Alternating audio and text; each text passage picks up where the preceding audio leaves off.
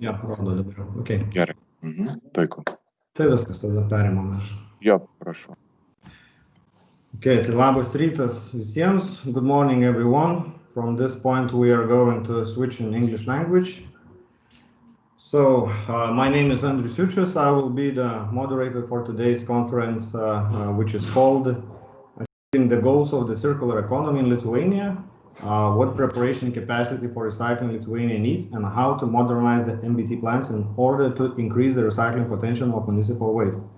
Or in general, we are going to speak about the current situation of waste treatment in Lithuania.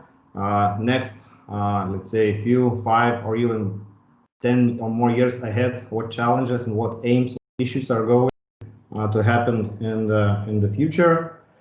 And also the speakers from United Kingdom, Norway, Poland, they also will share their experience and the perspectives of their own countries.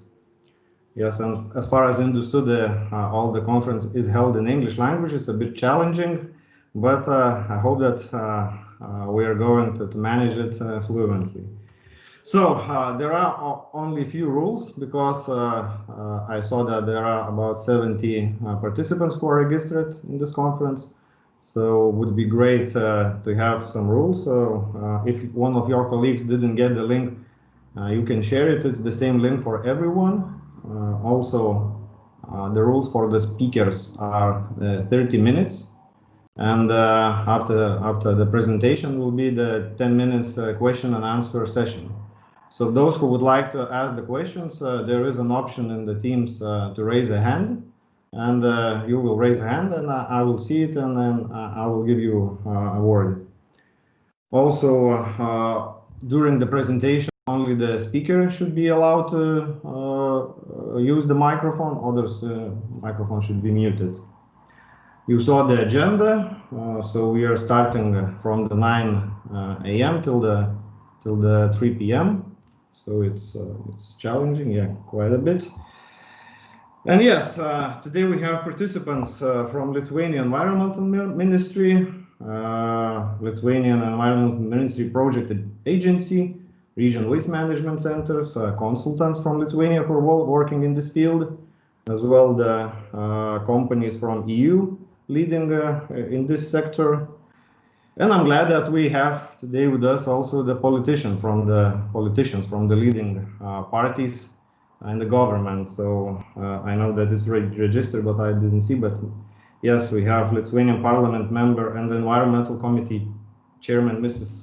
Aiste Gedvilinė, and we have with us Parliament member Simonas Gentvilas, who have a status of nominated candidate for the next environmental minister. So my opening little speech is done, and I would like to invite officially open this conference, Mr. Simonas Gentvilas.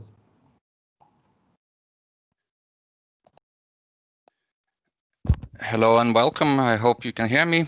I would like to extend welcome to you as environmentalists, as professionals who are detoxifying our planet and our country. I'm glad to see that this is an international conference because we have to benchmark from the best, and I'm especially glad to see Rudolf Meissner. I've been to Stavanger and Senior waste management organizations, and some 7 years ago, still when I was working in Klaipėda municipality, so I was extremely admired how you are doing this, but I hope we'll have many good practices from also both Poland and international companies. I think it's a good moment to discuss. I know it's a traditional event. I know it's online event nowadays, but good traditions should be continued. It's a good moment to speak of problems in environmental sector due to several factors.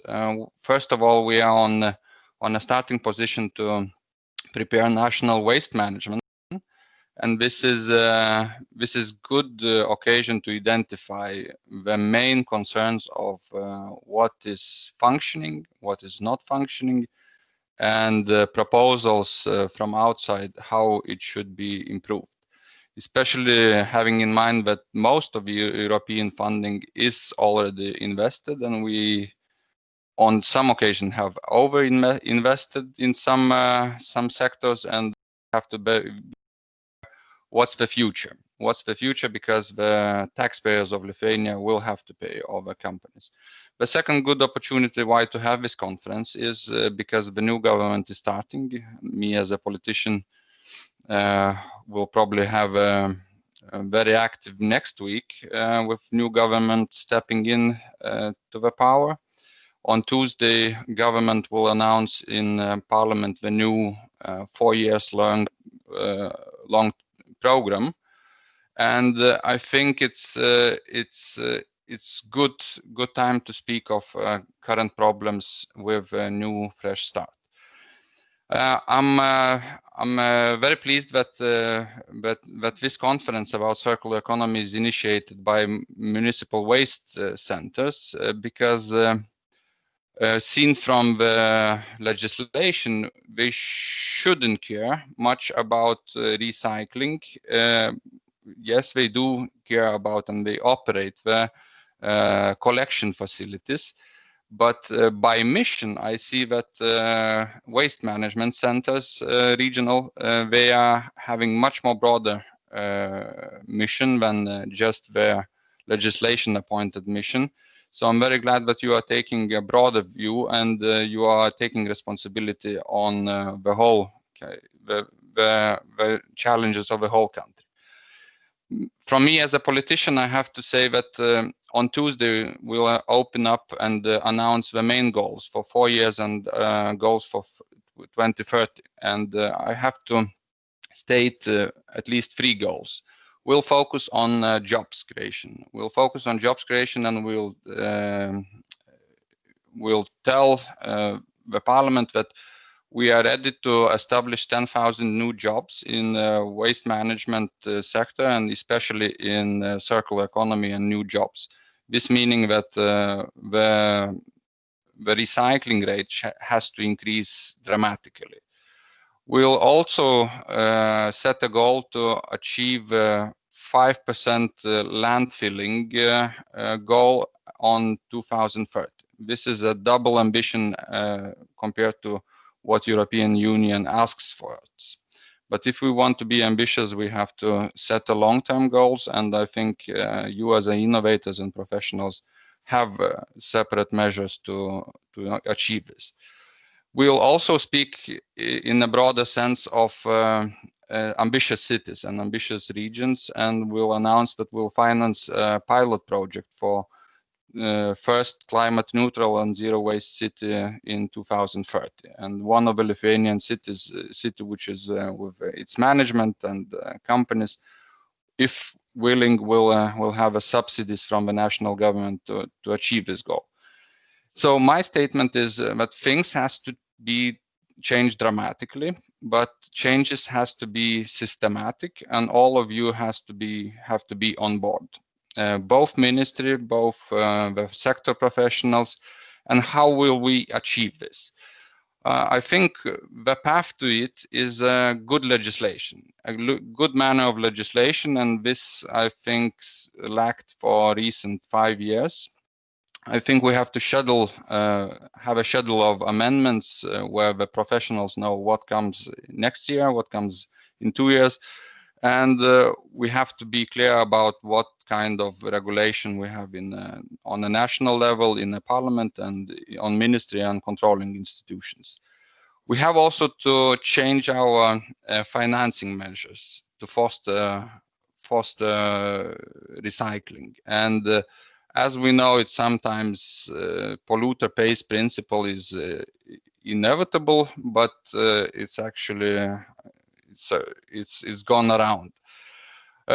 We have to also to solve the crisis, which is one of my goals in the government of extended producers' responsibility. There's ongoing crisis for already 5 years, and I have to be very clear for producers that things has to change. We'll be very, very critical about your responsibilities, your goals, and you have to finance all the all the recycling, and you have to organize this. And we'll help you as a government. We'll give you measures and give you responsibilities, additional responsibilities, but we will also be very strict on how you achieve. Because in my belief, there is a big statistical fallacy which we are giving to European Union and to ourselves, that the recycling rate is such a high as it's currently stated. Continuing further, I think we have to think of municipal waste management companies, which are now the backbone of our waste management system as innovators. And I know, but that by Lithuanian legislation, by current organization, you are probably not obliged to take a big responsibilities. But with such a discussion as today about MBTA, MBA, about separate waste, food waste collection, which is upcoming issue, we have to see you as innovators. And I think from the proactive government, you have to proactive institutions. And if you are taking more responsibilities, if you are seeing that you can manage more, there's a wish from government and ministry to trust you. So I very much welcome and thank you for this open opportunity. Thank you for having me here to speak of government goals, which are coming next week. And I hope for very, very productive discussion and big wishes. And I'll stay until 11 o'clock to listen to you. Thank you, and have a pleasant discussion. Okay, thank you, Mr. Gentvilas. For the next opening speech, I would like to invite the man who is really responsible for this conference. It was his idea to do it not locally but internationally, and I would like to present you the Lithuania's Regional Waste Management Centers Association President, Mr. Algirdas Reipas. Hello, are you listening at me? Hello. Yes, we hear you. Oh, okay. Hello, all guests, speakers, and participants. Lithuania has taken a huge step in developing waste management. Regional waste management system has fully justified themselves, become an example of leadership and the backbone of the whole waste management system. Lithuania has become one of the leaders in waste management in European Union, with two wonderful success stories: the deposit system and regional waste management systems. However, the weaknesses and opacity of producers and importers' responsibility prevent the development of the recycling industry, the creation of new jobs, and the reduction of waste management costs for the population. We want to lend a helping hand, cooperate, and push common goals, rejecting group interests and seeking to avoid the task formulated by the state and seeking a balance between public and private interests. Let this conference accompany these difficult years of execution and allowed us to feel like a community and like-minded. Good days, everyone. Thank you. Thank you, Mr. Reipas. Okay, we can go to the participants who are going to speak about several topics, and I would like to invite you to listen for the first speaker from representative of Environmental Ministry, Mrs. Ieva Stulgytė. She will make a presentation about circular economy opportunities for Lithuania. So please, word is yours. Thank you very much. I would like to ask if you are able to see my presentation. Yes, we see it, but it's not presenting yet. Some issues went, I think. Can you push one more time to start to present? Let's try.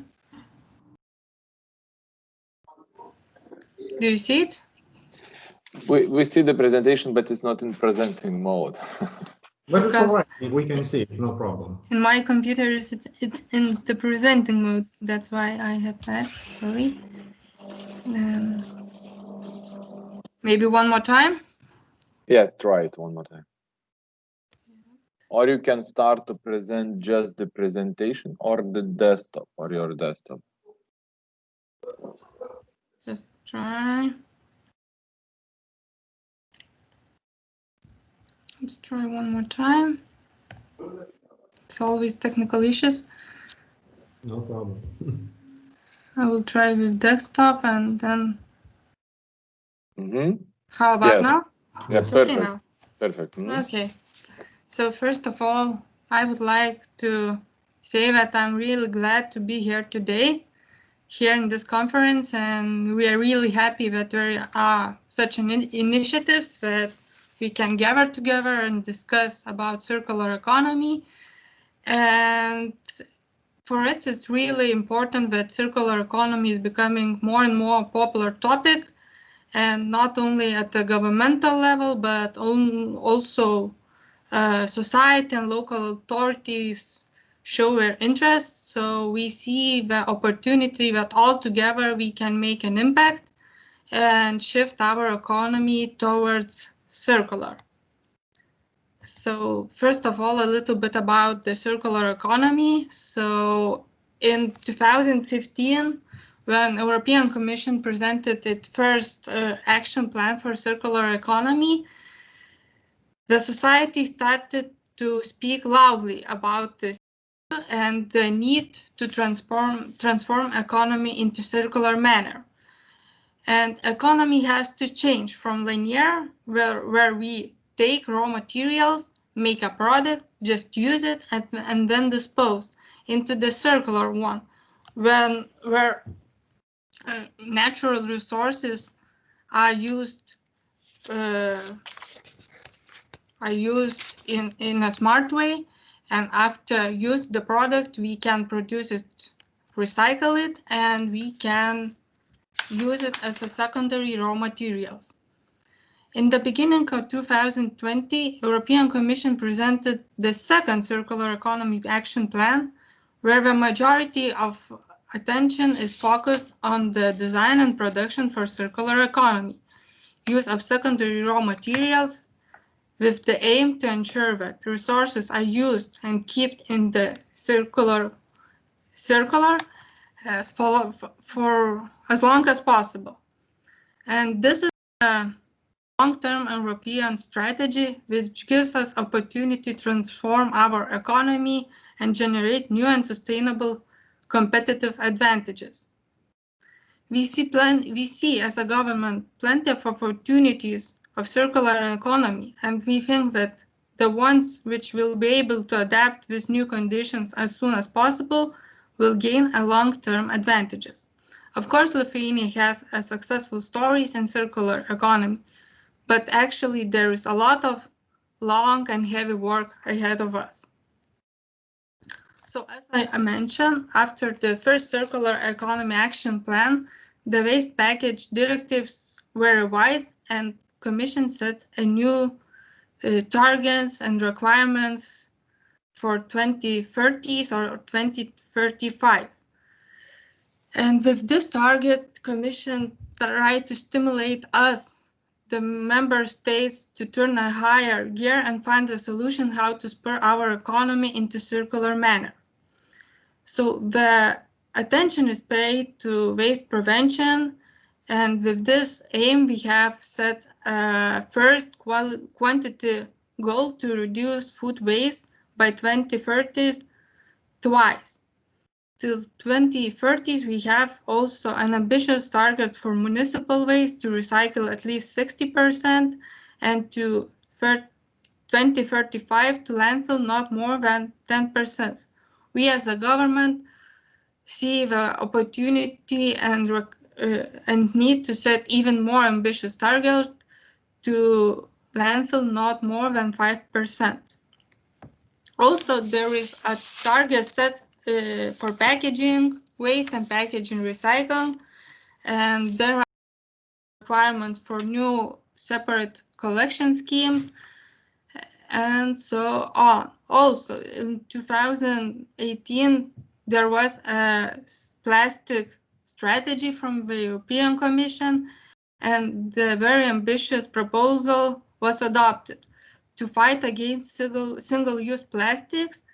And in 2019, we had adopted the new directive regarding single-use plastic reduction.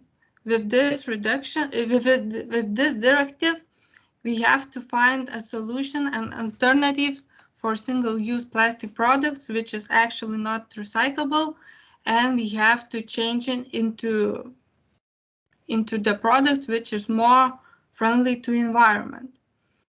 So there are actions how to support the economy, how to reach these targets, and these actions are from the first step, ecological design, where materials are chosen for the product, to EPR schemes and polluter pays principle, education raising, and recyclability and secondary raw materials market, and so on.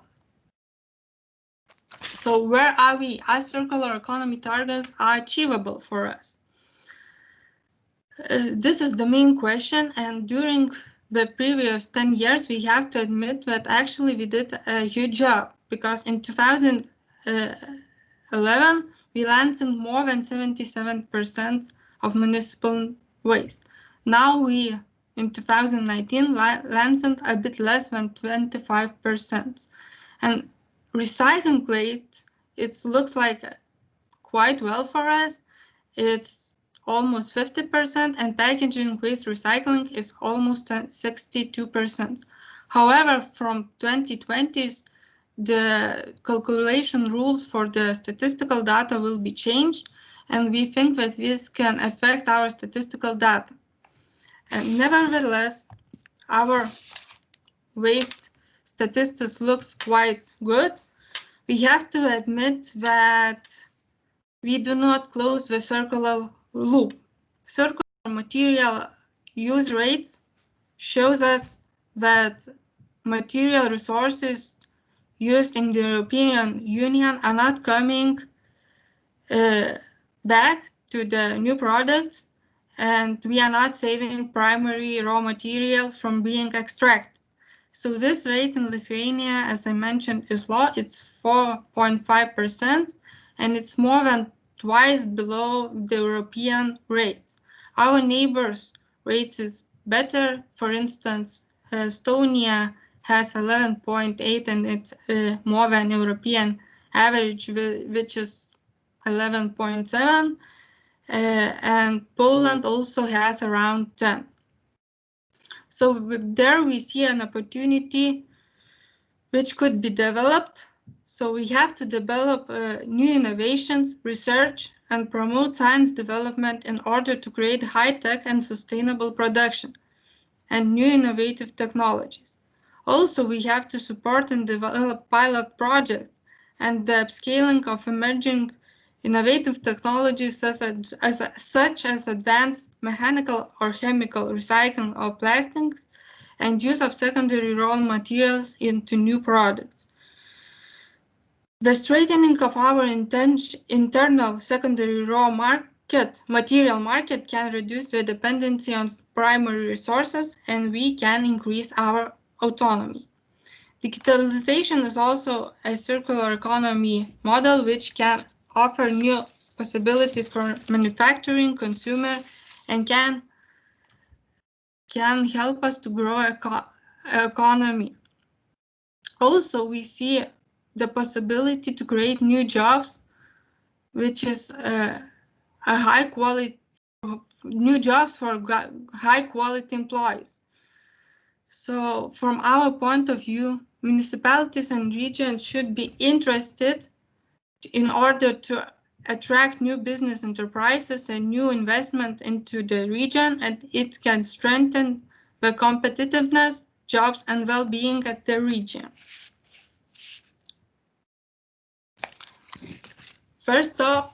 for the waste collection is to expand separate collection and try to not to force but encourage residents to sort more.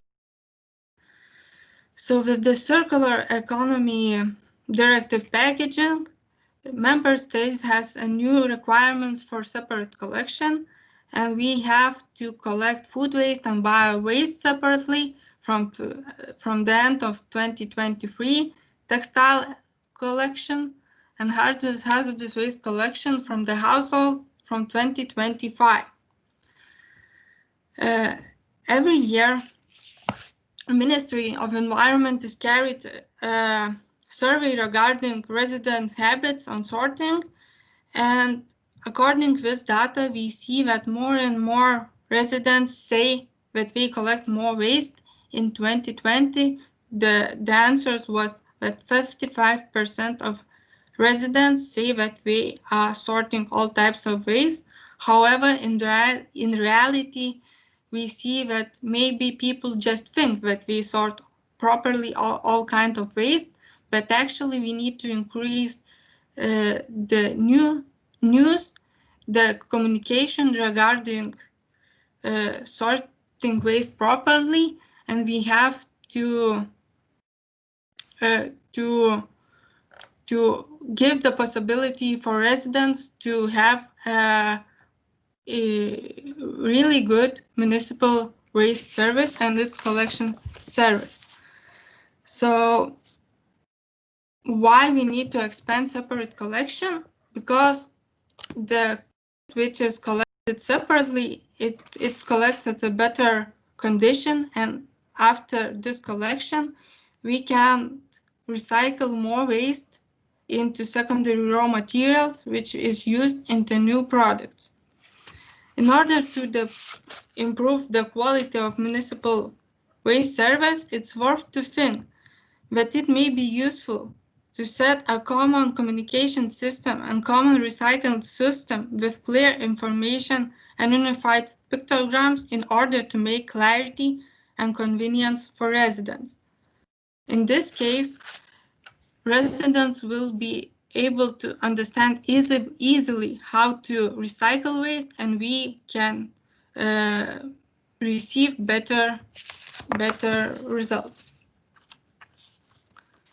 Also, what we need to do is to invest into recycling technologies and upscaling and modernizing existing ones, because the waste can be collected separately, but we need technologies and infrastructure where this collected waste can be treated in accordance to the highest available techniques. We see the need to innovate recycling techniques and to scale up the capacities in order to ensure adequate treatment of separate collection waste in Lithuania. We need to put all the efforts forward investment and innovation in infrastructure regarding technologies and capacities for waste streams, which is currently challenging. And I have to admit that these challenging waste streams are not only in Lithuania, it's in all Europe. And we all know that we have biggest challenges with the textile waste, combined packaging, and plastics. Improving and expanding the recycling technologies and recycling capabilities and promoting that waste would be recycled in Lithuania or in the neighbor countries can be effective way to reduce waste exports, especially to the third countries, which is challenging the problems which occurs because of the countries, European countries, exporting their waste to them and transfer the problem. And if we manage to set that all our waste is recycled in Europe, we can enhance the competitiveness and ensuring more jobs and well-being in Lithuania and the regions which are able to to give us the opportunities to install recycle facilities in their regions.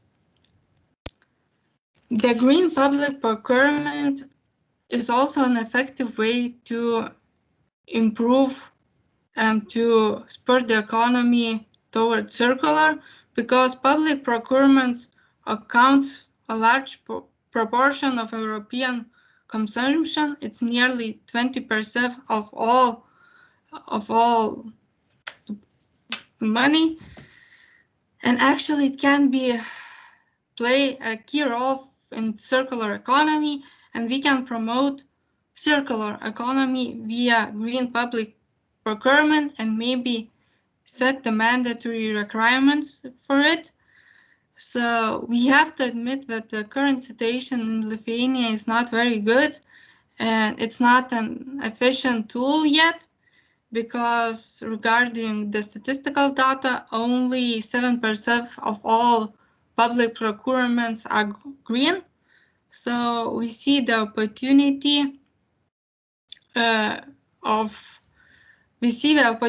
and importance of public procurement of circular products and services and boosting circular markets and investments. So we see that local authorities also can play the main role here and put all the effort that the procurement in their institutions should be green. And also here we have a good initiatives and in social responsibility in some municipalities, which step by step doing these initiatives and a bit try to reduce single-use plastic products in the cities, festivals, and so on. So here we see a big opportunities that green public procurement with the new requirements, with new environment criteria, which has to be revised by the Ministry of Environment, can play the key role in promoting the circular economy. And it's important to know that we are not leaving as a government, business enterprises, waste managers, local authorities alone, and we put all the effort to help them to innovate and to apply new modernized waste collection schemes, waste recycling schemes.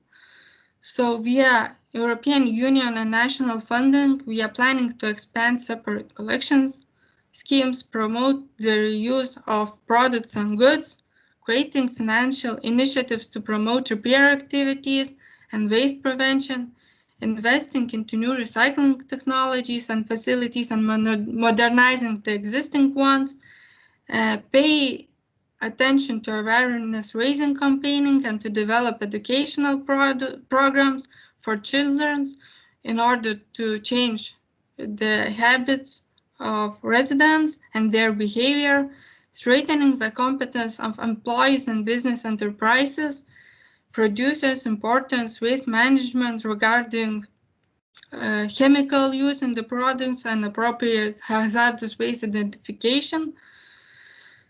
And for the promotion of green environmental friendly products, we promote the science and business cooperation and new technologies and materials development.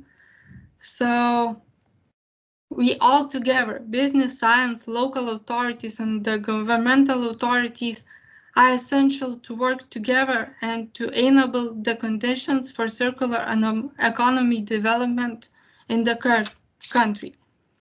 So that would be it. And here I would like to read a sentence from the Alice in Wonderland, which suits us the circular economy situation. So here we must run as fast as we can just to stay in place.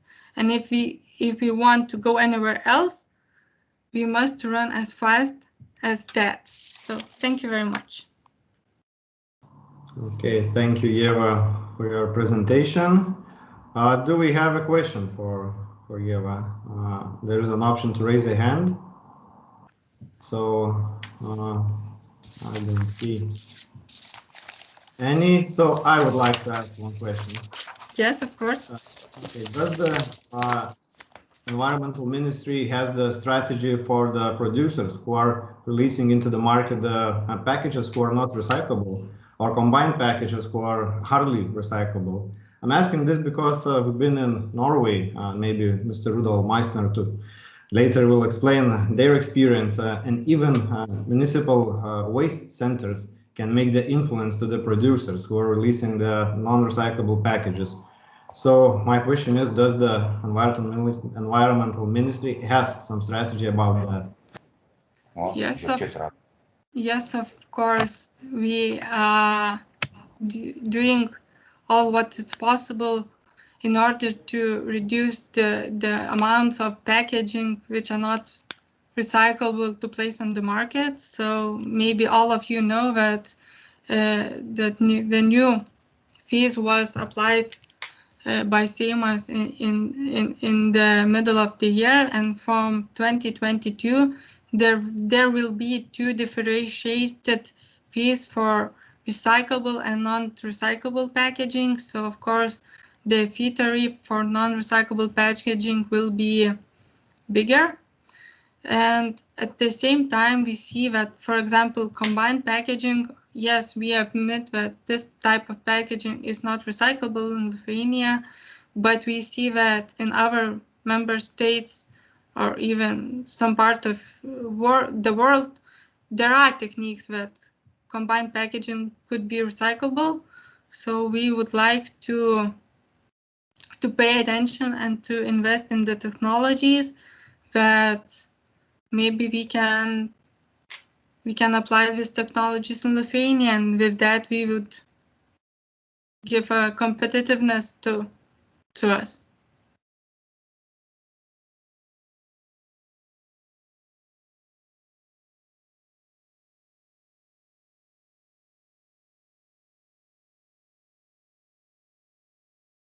Yes, there is also a question from Lena. You see, maybe. Yes, I see. Just, I guess everybody can read it, so I just reply.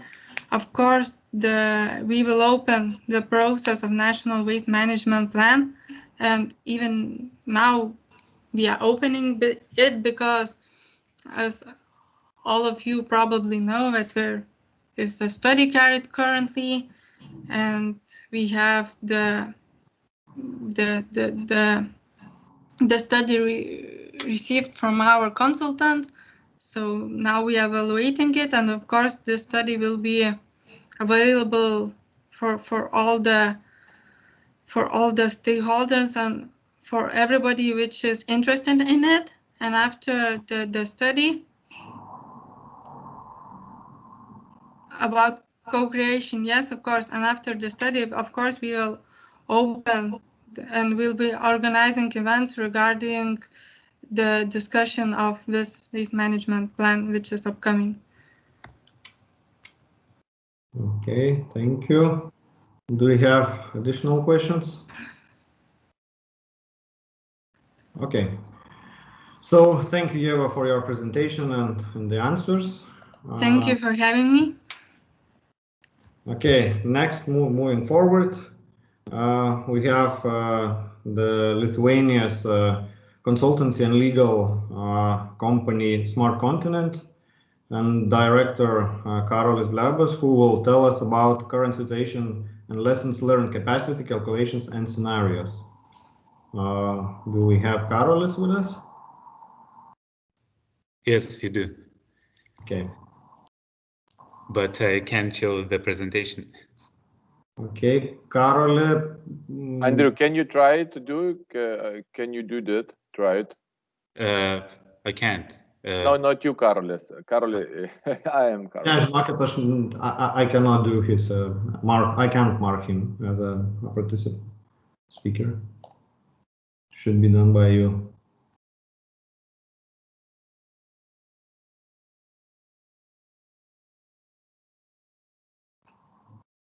Okay, Karolis, now you should have possibility. Yeah.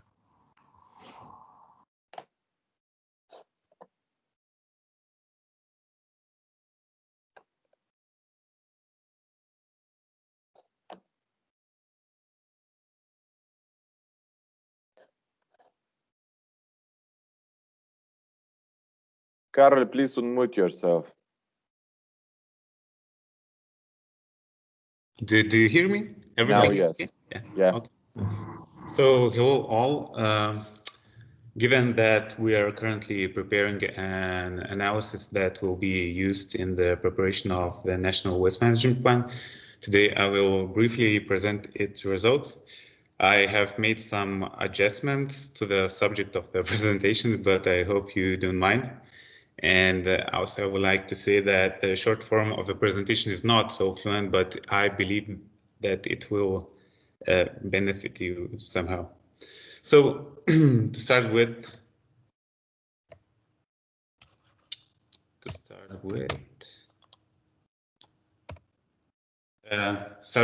waste prevention.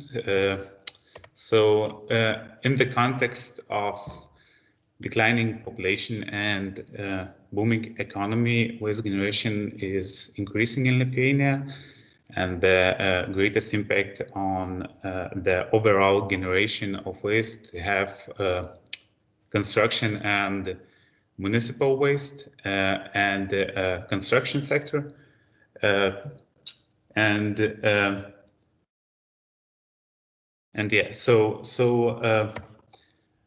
Waste prevention evaluation criteria of the waste prevention program shows that the results of waste prevention are insufficient to promote lower waste generation in the manufacturing and construction sectors, and also greater progress is needed on the collection and recovery of electrical and electronic equipment. Because of mentioned before, we think that the waste prevention system requires more decisive solutions in the areas of education, taxes, public procurement, data, and public information. So we think that environmental and waste prevention issues should be integrated into the general education programs. Value-added tax relief should be applied or abolished to activities related to the reuse, maintenance, and repair of goods, products, or raw materials. Also, the list of the products which is subject to environmental criteria in public procurement should be expanded, and the scoring system that favor products or services that use recycled materials should be more promoted. Also, available data on waste generation and management should be opened up for the public. And for the last, decentralized or at least mutually coordinated education and information programs should be carried out more. So, okay, let's move to more tangible topics now, and this waste management and municipal and packaging waste management. So the volume of primary sorting in Lithuania is growing, but mixed municipal waste still accounts for more than 61% of all municipal waste generated, how we can see in the figure.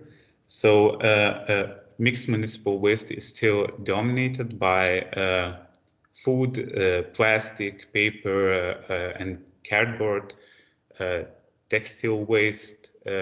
So there are a lot of potential here, we think. How already we know, mixed municipal waste in Lithuania is treated in mechanical or mechanical biological treatment facilities. During first stage treatment, mixed municipal waste streams are distributed according to the use of fractions, respectively. So secondary raw materials for recycle consist about 3%, biodegradable fraction used for further processing consists about 48%, compostable waste to use for energy recovery consists about 20%, and residual waste for disposal and also would be for the waste to energy, it's about 28%. And technical compost and stabilized material made from biological fraction, which is about 44% of it, are mostly used to cover landfill slopes. Other waste is transferred to incineration plants, temporarily stored or disposed to landfill. So moving on to packaging waste, in 2018, about 225.5 thousand tons of packaging waste was arranged, of which about 60% recycled and 26% exported, as it is almost as recycled. Today, from the perspective of the tasks set in the Circular Economy Directive, we can see that there are still a lot of work to do. At present, food and kitchen waste in Lithuania is collected only from a small number of waste holders. The uneven development of primary sorting systems for packaging waste in Lithuanian regions results in the fact that a large part of packaging waste and second raw material still enters the mixed municipal waste. Most of the textile waste currently still goes to the mixed municipal wastes. And to sum up, we think that the biggest challenges for the sector will be the implementation of a municipal waste reuse and recycling task, to which the quantities of technical compost and stabilized material produced in MBT facilities will no longer contribute. And the implementation of the task will also require complex solutions and special attention to the development of packaging waste and second raw material, biodegradable waste, collection and management systems. So in order to assess the potential for the implementation of the tasks and possible implementation alternatives, the available capacity of the waste management infrastructure was examined. So we just took a few examples of it. So now it is really clear that the volume of primary sorting of packaging waste and secondary raw materials depends on the capacity of the infrastructure created, and it's too little infrastructure capacity has been created in the largest regions such as Vilnius, Kaunas. It is of course seen in the figure.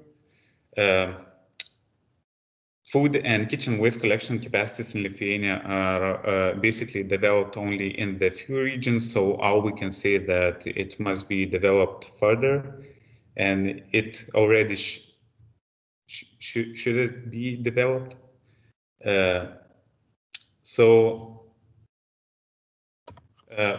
Currently, we see that the real sorting potential of separately collected packaging waste exists in 6 of 10 regions, if we are talking about the MBT and MT facilities. So, and in the remaining 2, sorting packaging would require significant additional investments. On the other hand, the privately managed sorting capacity for separately collected packaging is currently more than few times higher then the amount of packaging waste and secondary raw materials are generated. So it is really questionable whether the public sector should compete with the private sector and invest in public funds in capacity development. So we have this kind of questions for ourselves too. Looking for the food position, food waste position, we see that food waste can currently be treated in 4 out of 10 regions without significant investment. And in 3 more regions, this is possible with additional investment. In the regions where food waste treatment is limited, possible alternatives for infrastructure adaptation should be analyzed in sufficient detail, but without excluding infrastructure managed by private waste managers. So we think that if there is an infrastructure, and it is, we shouldn't compete with the private sector right here. So, assessing the feasibility of the identified tasks requires forecasts. So let's move to it. So the following steps were taken in compiling the forecasts. The first one is that the relationships between different waste streams and external variables were investigated and analyzed.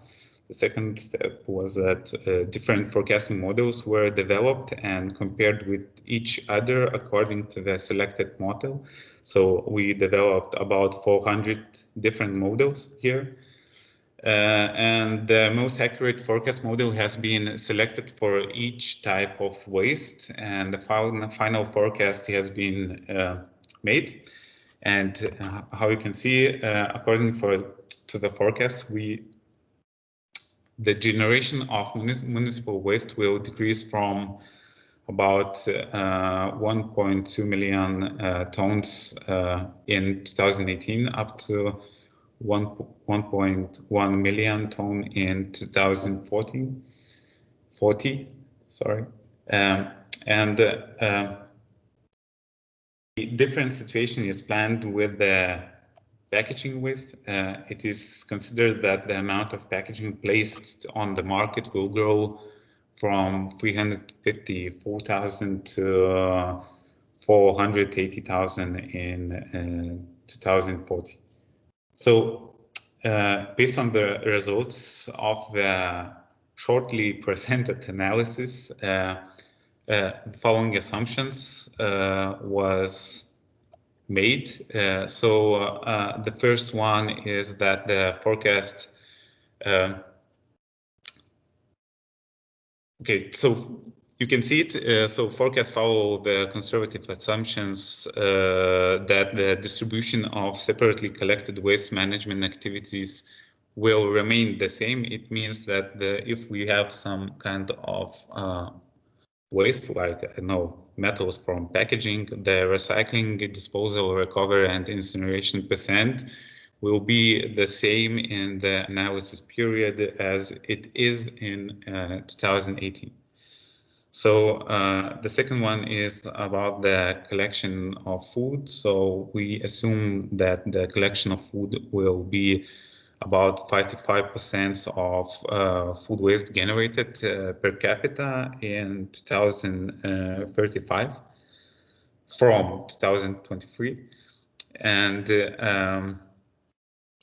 we also take the assumption that municipal system will adopt to the packaging collection system and infrastructure will be increased to the level of Alytus region. In other regions, especially in the biggest ones like Kaunas and Vilnius.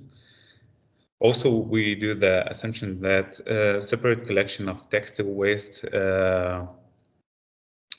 will waste from the 2025, and it will grow to the 40% till 2030.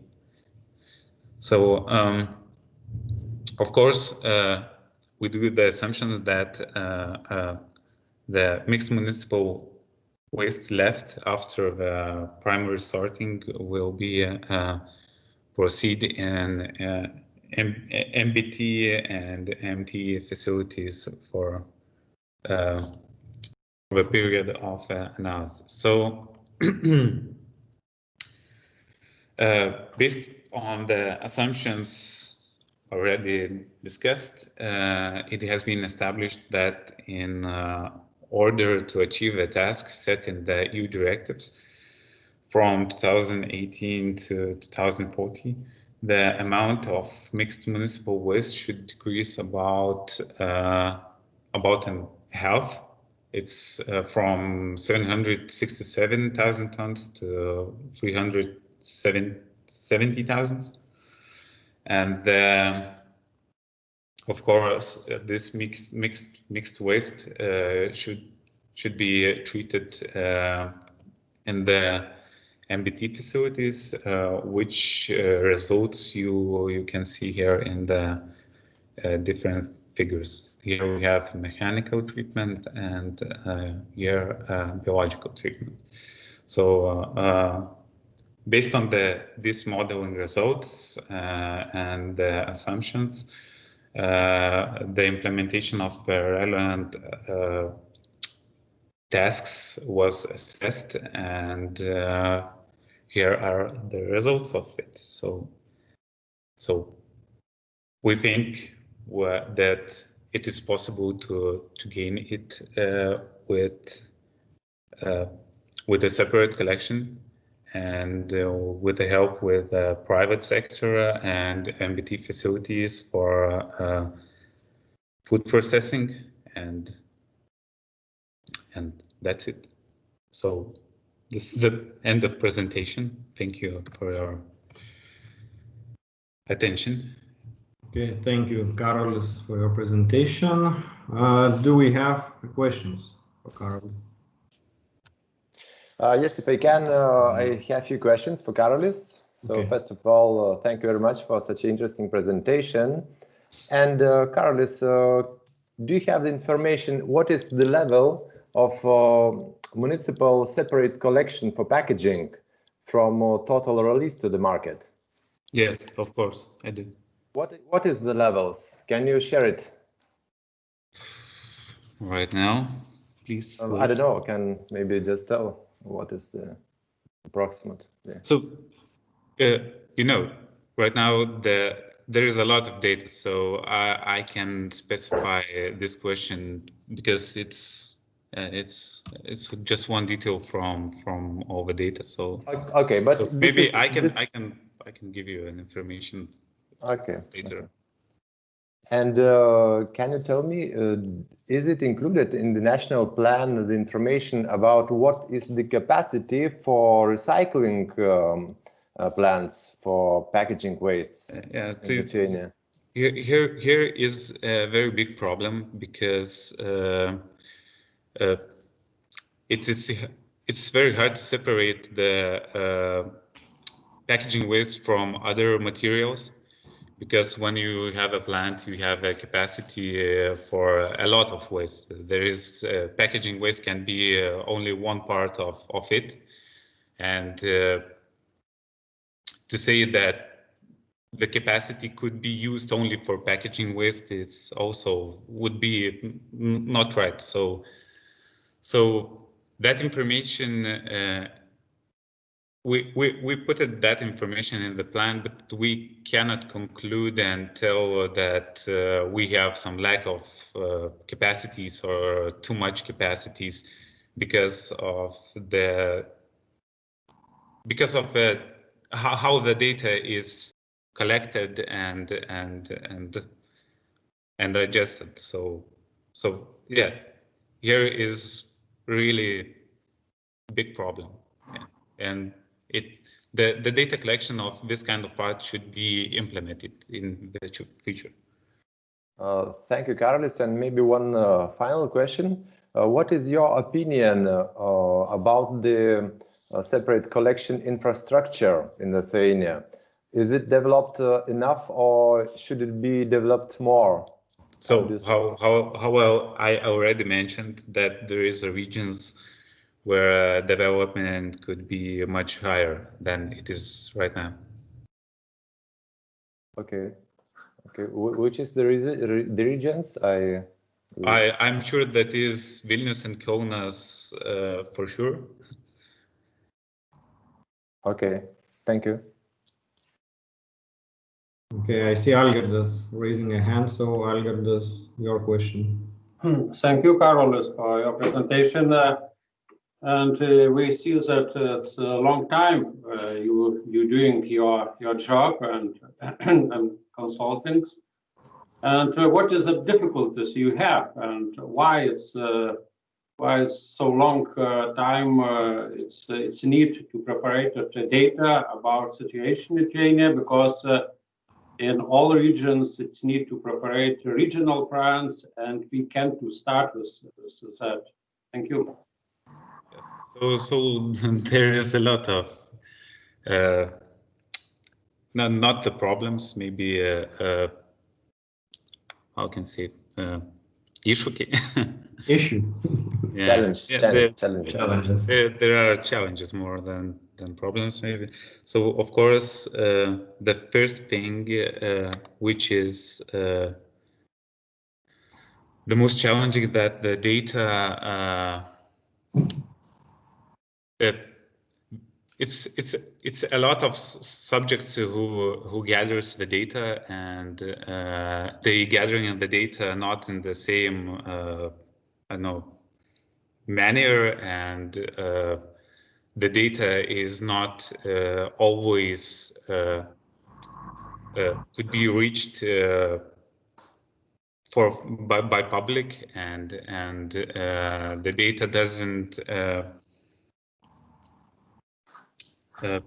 it's sometimes the same data is different in different subjects. So yeah, so it's a lot of challenges, but the biggest challenge is that we don't have some kind of data we can be sure and do some I don't know how to say conclusions. Strong conclusions about the most important things, like I don't know, recycling facilities capacities. It is enough or it is not enough. Yeah, so there is almost all about the data. If it will be more and more easier, if it will be structured. Publicly holden, and so yeah, so that's almost it, you know. Okay, we have one more question. It's written in the messages, you can read it. It's from the Lina. Can you do this, Karolis? Yeah, so I had already this question, I think. So no, okay, GPIS is a good thing, it's a start, but it's not enough. Just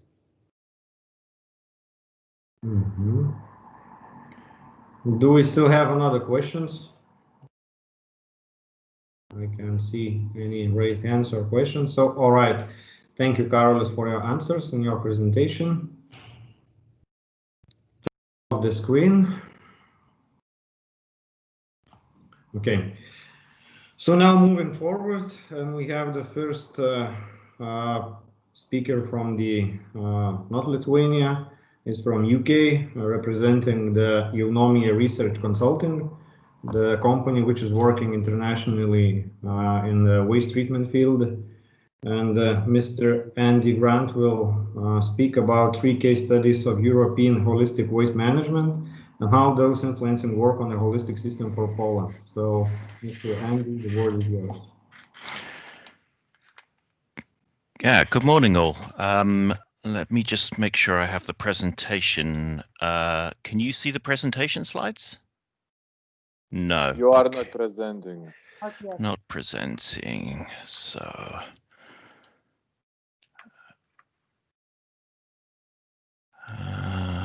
The button which says take control, I cannot You don't see. need to take control. You just No. need to push the square with a spare inside.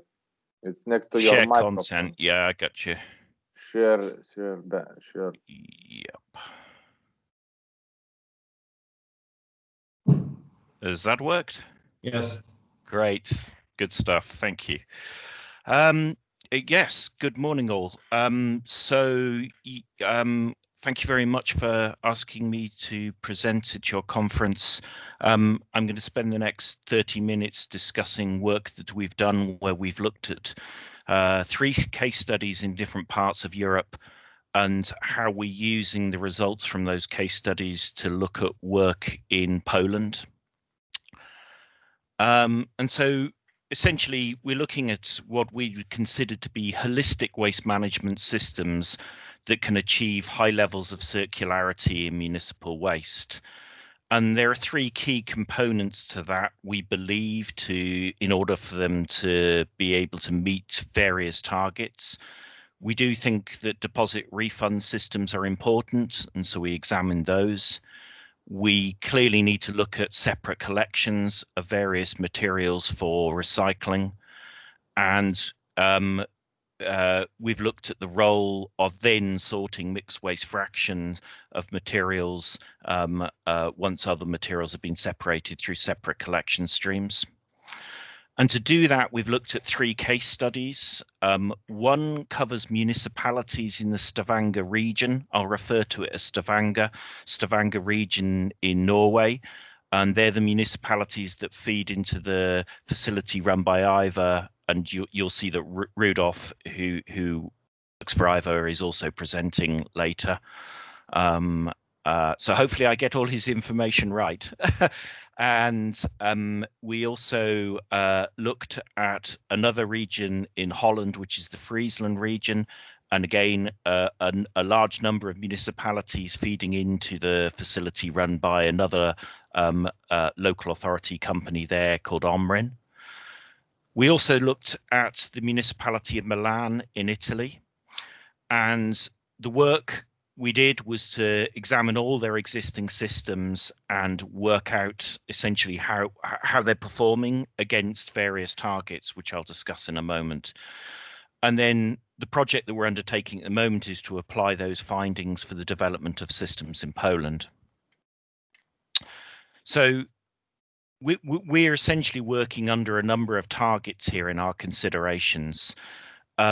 One is the weight-based recycling rate target, and in everything that I discuss here, we are working under the new European measurement method, and it's essentially the same measurement method about materials that are sent into recycling operations across all municipal waste. And we've set our target here to align with a 65% European target.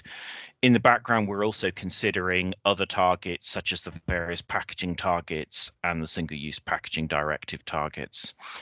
The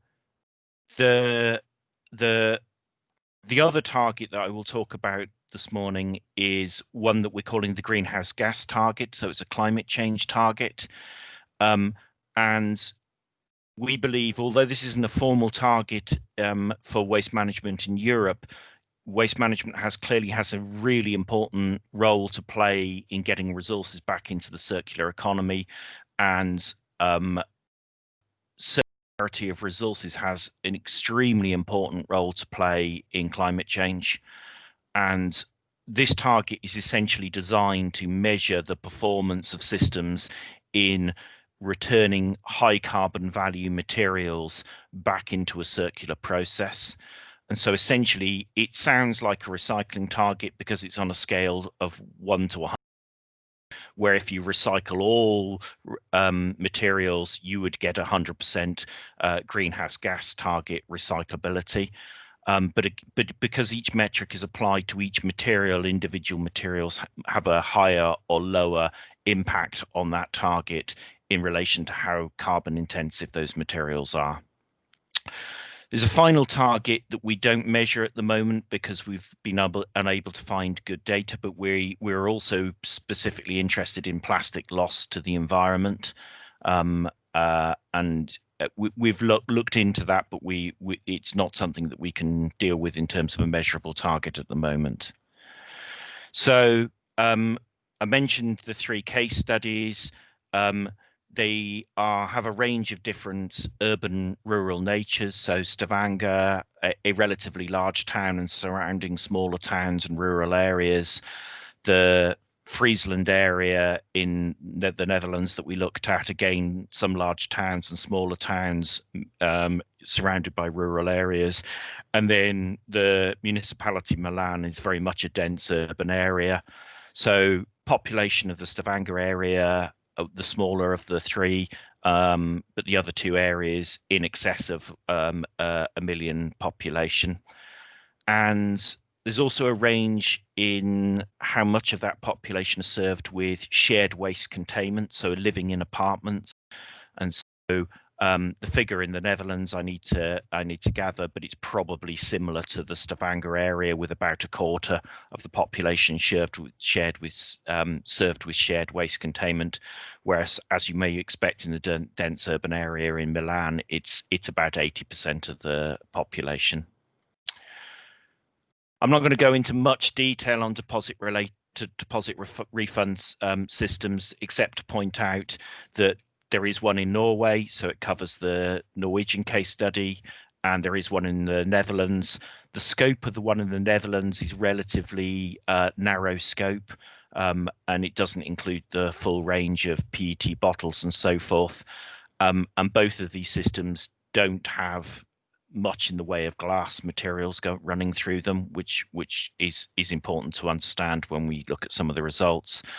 There isn't a deposit refund system covering the Milan area.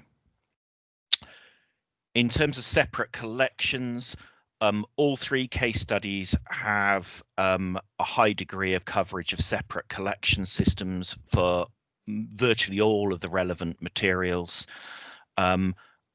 So you have separate collections of paper and cardboard in all cases, the same with glass and metal packaging.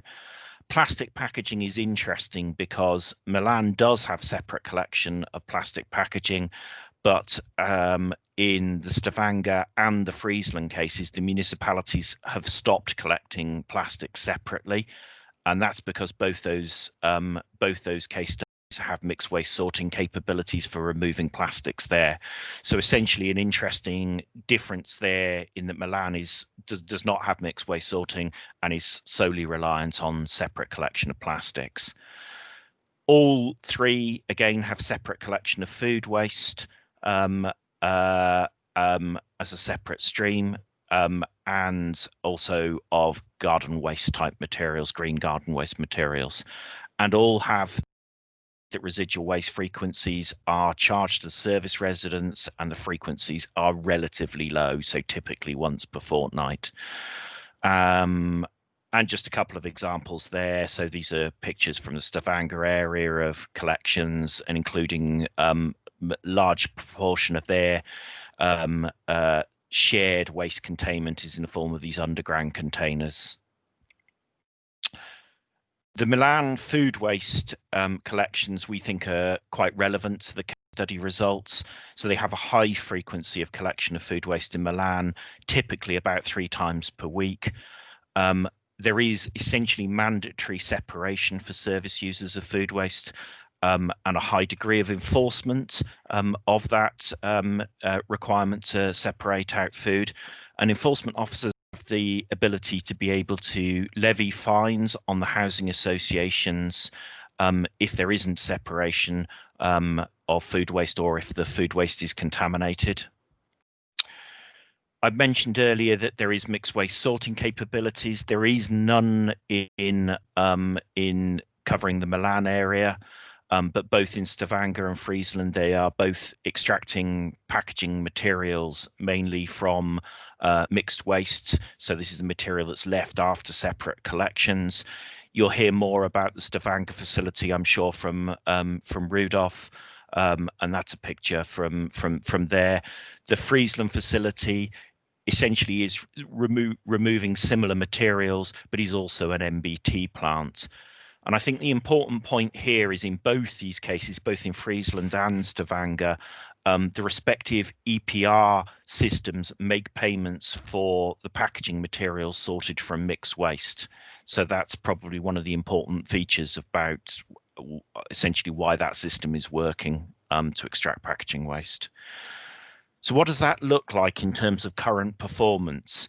On the left-hand side, we have the 3 case study results in terms of their current recycling performance. We think on the basis of the new measurement system. So this would look different potentially to how results are measured locally at this moment in time. And you can see against the 65% recycling rate target, actually none of the 3 are currently achieving it. They're all in the early 50% type brackets. So essentially all of them would need to make some improvements to meet the recycling rate target. The interesting thing is the right-hand column is our measure of climate change performance, so this greenhouse gas recycling rate. And interestingly, it's the opposite order of results in compared with progress towards the recycling rate, with Stavanger leading fairly substantially in their greenhouse gas recycling rate progress at the moment. And this just represents really the differences between the 3 and their strategies in terms of which materials they are separating out to the best extent. So basically mixed waste sorting plants removing high degrees of and deposit schemes removing high degrees of carbon intense materials such as plastics and metals, whereas Milan's performance is quite reliant on things such as paper and food waste performance, which has a less significant impact on their climate change performance. And there's a lot of detail in this chart, but this is just really to point out compositionally what their overall municipal arisings look like. Milan has higher overall municipal arisings per capita than the other two case studies, but it's also, for the recycling target in particular, the very big kind of peaks are reasonably common between all 3 case studies. So food waste and papers, packaging glass are all very relevant materials that you have to have high capture rates into recycling systems if you are to achieve the 65% recycling rate. There are some differences between some of these materials in the individual case studies. So glass packaging in Norway is relatively low. Food waste arisings in Milan are particularly high. Likewise, their arisings of papers appear to be particularly high. And what does that mean in terms of captures of the existing systems? So this is separating out how the individual case studies are achieving weight-based recycling performance in relation to their different systems. So as you might imagine, the DRS system is the first bar on the left-hand side, and in terms of weight-based performance, it's not contributing a huge amount to the recycling targets. Capture into separate collection is by far and away the largest amount of weights going into the recycling calculations at the moment. Likewise, captures into container parks are important. The capture through the mixed waste sorting is relatively low because this is mainly around lighter packaging materials. And so that's how they're contributing to the recycling performance at the moment. I pulled out some very specific material targets in the table in the bottom right-hand side, which are findings, and that is that both in Stavanger and Friesland, target plastics that are recyclable are well separated out in both Stavanger and Friesland, and this is mainly through the performance of the mixed waste sorting plants, as there's no separate collection of plastics. whereas in Milan, that figure is substantially lower, which has an influence on their climate change performance. The interesting result on food waste is the results are essentially the reverse, where Milan by far and away has the highest capture rates of food waste from the available food waste there. And so we think that's useful information in terms of how food waste performance can work in other areas. This chart covers greenhouse gas captures, and so this is the progress towards the recycling target from the various systems.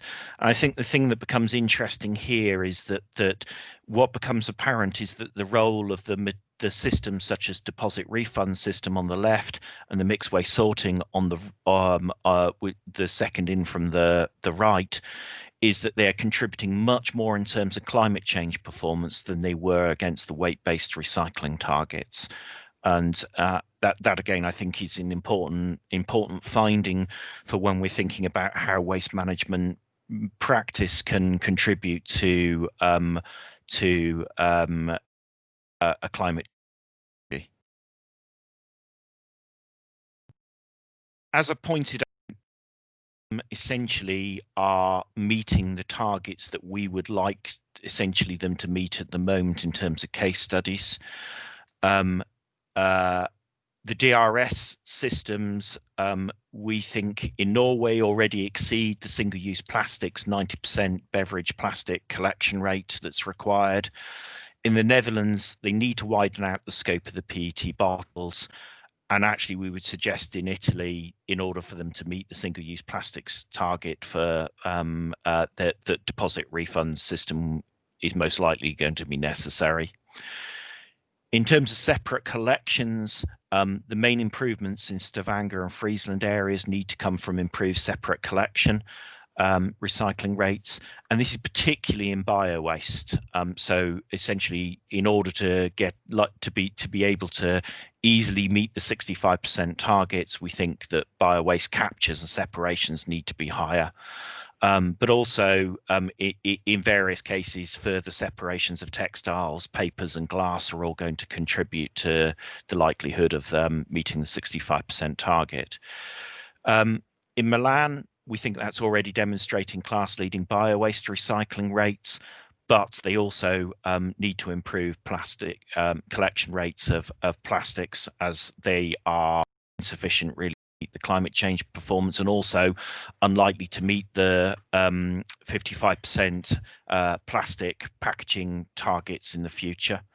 So in terms of mixed waste sorting, where we have the two plants in Friesland and Stavanger, there's only really minor improvements that we think could work there. And really those minor improvements are about separating out materials where there would really need to be new and reliable recycling markets for those materials. So there are some markets at the moment, but essentially they have the capability to sort. We just need a better European reprocessing market for those to be consistent. Whereas Milan, which doesn't currently have mixed waste sorting, we think that's likely to be necessary for them to overcome the current shortfall in plastics collections and metal captures from their separate collection schemes. And I think if we just look back over to the left table, there's just in the bottom left-hand side, there's a comment on policy, markets and product alteration. And this was mentioned by speakers earlier. Essentially, one of the other probably meeting targets overall is that there are amounts of material in all of these systems that are essentially non-recyclable at the moment. And so essentially reforming EPR and driving through changes in product designs for recyclability are all also likely to be important factors in terms of change in meeting targets. We have modelled changes here, which are essentially overlaying the various findings from the case studies on each other, and we can relatively easily project recycling rate targets in Friesland and Stavanger areas being very close to the 65% recycling target, which also gets them over what we think is a sensible climate change target. And we have done that work in Milan as well, and we can meet the 65% target, but we'd like to do some further checks in our work there before we present the results in detail. Essentially, a big part of these kind of certainly weight-based charge changes are about improvement in the separate collection systems in both Stavanger and Friesland, in particular improvement in biowaste captures. So what does that mean in terms of work and thinking in Poland? So Poland has challenges in meeting the 2035 65% recycling target and the targets that lie between now and then.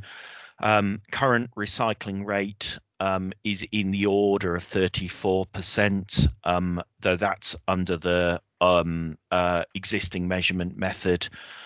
So on a like-for-like basis would probably be lower still.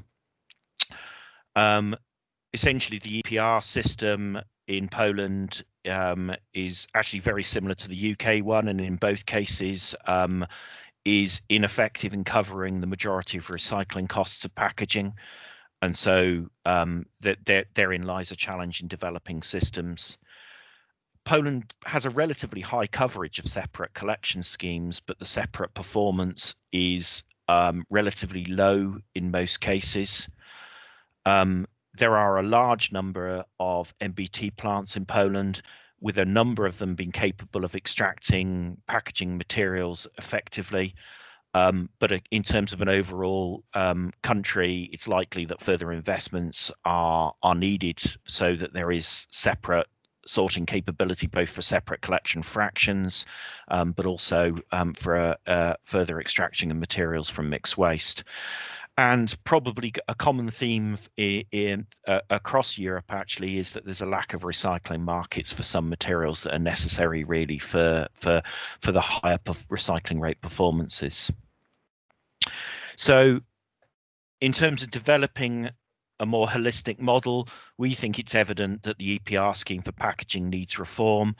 And if it's going to meet any of the EU requirements, such as full cost recovery from producers for packaging recycling, in order that it meets the targets, and essentially the concept of fee modulation needs to be considered in order that packaging design and various incentives on producers are brought to bear. It's also important to bring in the investment into the collection, sorting and recycling capacities of packaging fractions. So we're currently working with 6 municipal companies in Poland, and those 6 municipal companies cover a range of municipalities from large cities to very rural areas. And we're undertaking similar work than I presented here, where we're modeling the waste performance of the current locations and sorting facilities, and will overlay and model the improvements to performance that are necessary for recycling rates and the other measures that I've discussed here in terms of climate change and so forth. And through those, we will essentially use the implied understanding from the case studies, but also the good examples of practice that we find in the 6 Poland examples, and map out a system which hopefully that meets targets. And also we'll calculate the costs of those changes. What are the conclusions from those case studies that we think are applicable to Poland? Well, I think we're concluding that, similar to in most places in Europe, in order to meet the Single-Use Packaging Directive, deposit refund schemes for beverage containers will be needed, and there are other good reasons to implement them. To reach the 65% recycling and target, collection and sorting systems will need to be working well. they're the heavyweight based materials that are covered here, particularly in bio-waste. You have to have high captures of them in order to meet the 65% target. And with food waste, clearly that capture needs to be through separate collection in the future. So we think that's about designing the right separate collection systems and the right service user incentives to engage in those systems effectively. Separate collections of paper, glass and textiles will need to improve, but also mixed waste sorting is going to need to deliver on a wide range of plastics in order for the plastics targets to be met and for climate change performance to be heading in the right direction. And EPR reform is going to play an important part in driving through some of those changes and essentially providing funding for some of those changes to be met. And if all of that happens, it seems highly possible that a 65% recycling target could be met. But that's the work that we need to do, and that's how we will progress. So I hope there's some useful information for you there about the work that we've been doing and those case studies and how we're using that work in Poland. And so, yeah, I'll finish there and see if there's any questions. Okay, thank you, Mr. Grant, for your nice presentation. I see that we have questions. It is written in the chat section. You can read it by yourself, or I can do that for you. Do you see it, the questions? We cannot hear you. Give me a second. I just need to come out of presenter mode on my Teams.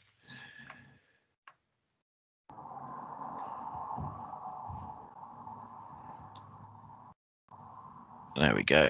Right, the chat. Okay. Poland recycling rate 34% from what? What is 100? It's packaging and bio waste, municipal waste, essentially that 34% calculation.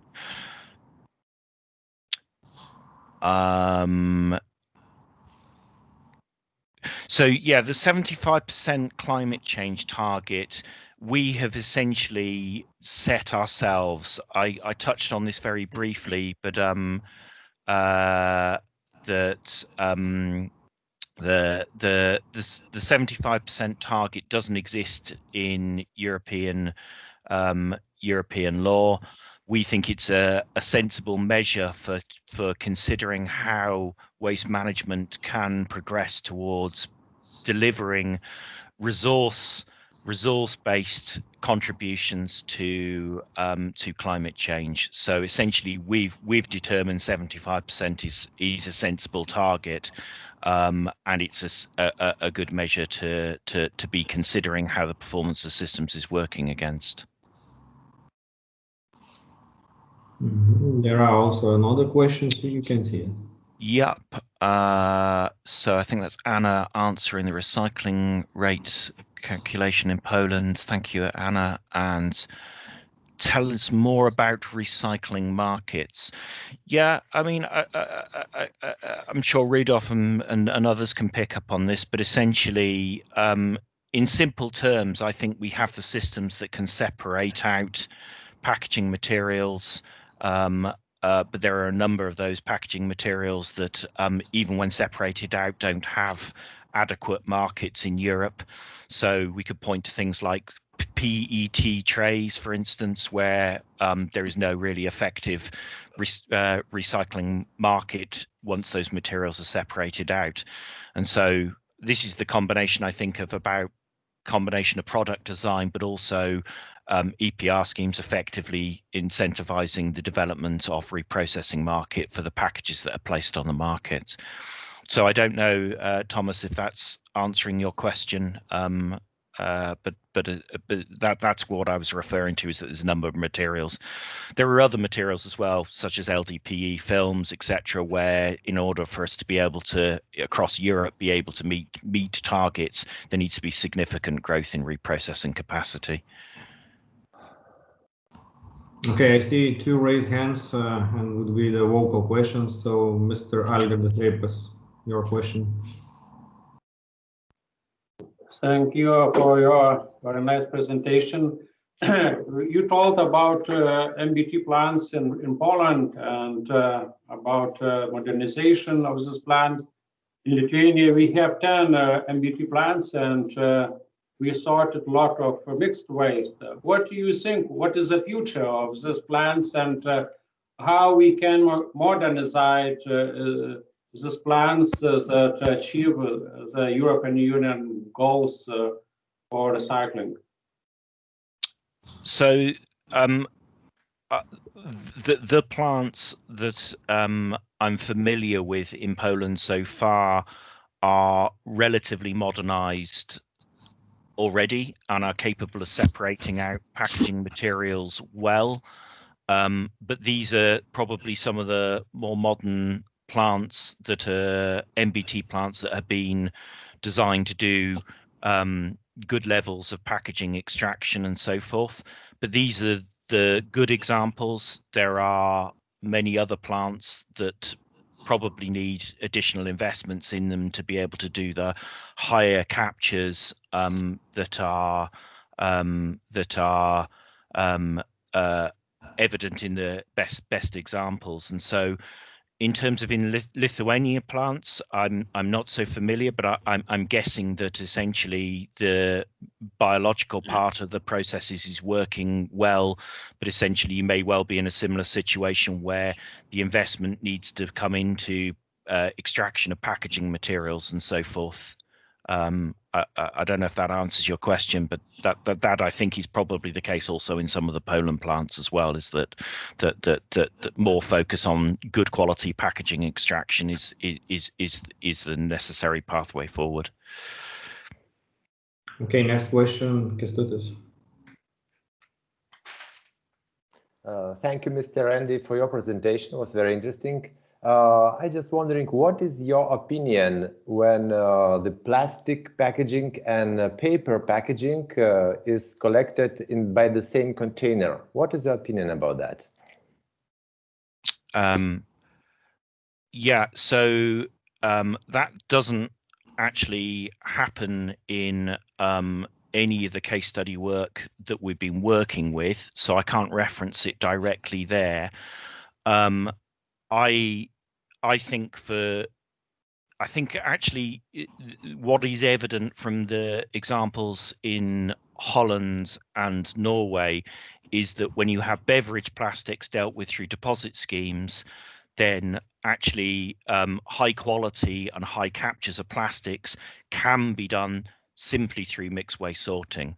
And so separate collection of plastics, which they've essentially determined in both those areas to no longer do, to reduce the cost of those collections.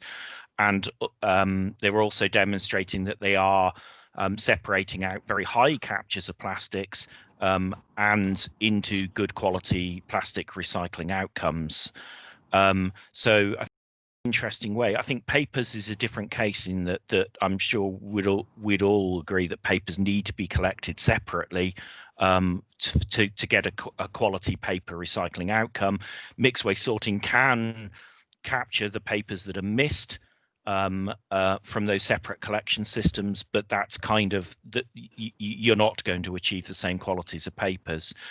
When you come to the separation of I mean, this is something I don't know implicitly from the work that we've done, but it occurs to me that basically your benefits of mixing plastics and papers in terms of a collection cost reduction may well be basically undermined to some extent through the quality of your separately collected papers in the end. But yeah, that is the case to a certain extent of some of the systems that I'm more familiar with, which aren't part of these case studies. So in particular, the UK has a large number of collection systems where all packages are combined, and there are challenges in some of the qualities of the paper materials from those systems. Thank you, Mr. Andy. And one more question. Can you tell us what is the contamination in the packaging containers which was analyzed in your case study? The contamination, I mean, with other municipal wastes, not packaging. Yeah, from the separate collection schemes. So they do vary from the different case studies. Most of them are pretty, I would say, low. I can't give you the exact figures because it's for each material. They're all separate streams and there's 3 different case studies there.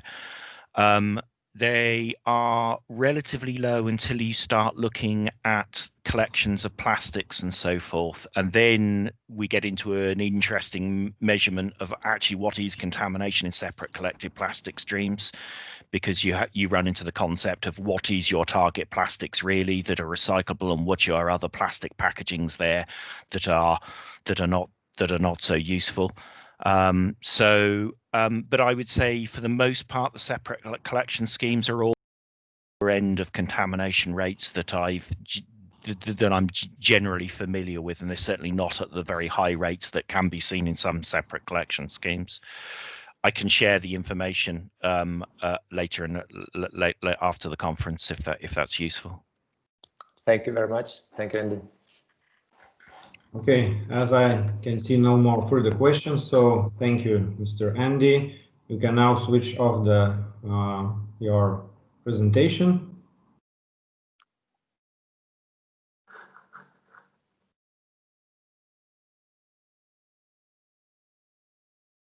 Thank you.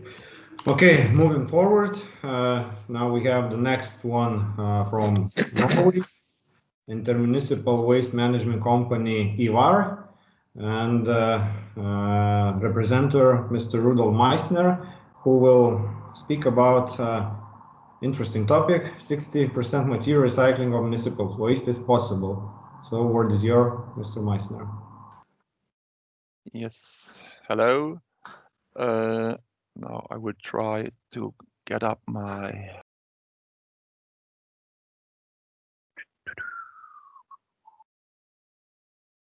No, this is the wrong one. This is the wrong one. Down.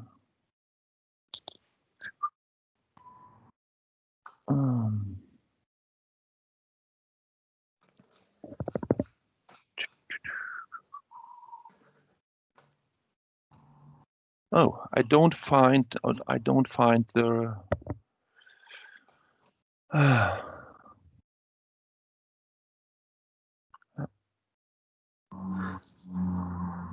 you Andrews, can you see this? Can you do you see anything now? Yes, we see it. You see my yes. Okay. What is in Norway? Rudolf, that's a presentation merkostnad for uitsorterte fraksjoner. So probably that was okay. shared the wrong one. Yes, but how can I get I can open by myself the presentation you sent. Yes, I think you have to do it. Okay. But switch off the. How can I leave the presentation you're seeing now? I want to get it. Do you see any presentation from me now? Yes, we see it. Yes, but the wrong one. Yeah, the wrong one. I can share my screen. And I don't know how to remove it. From to unshare, there is like when you the button you press to share, you can also push that button to unshare again. Usually, you know, the one with this arrow. Yes, but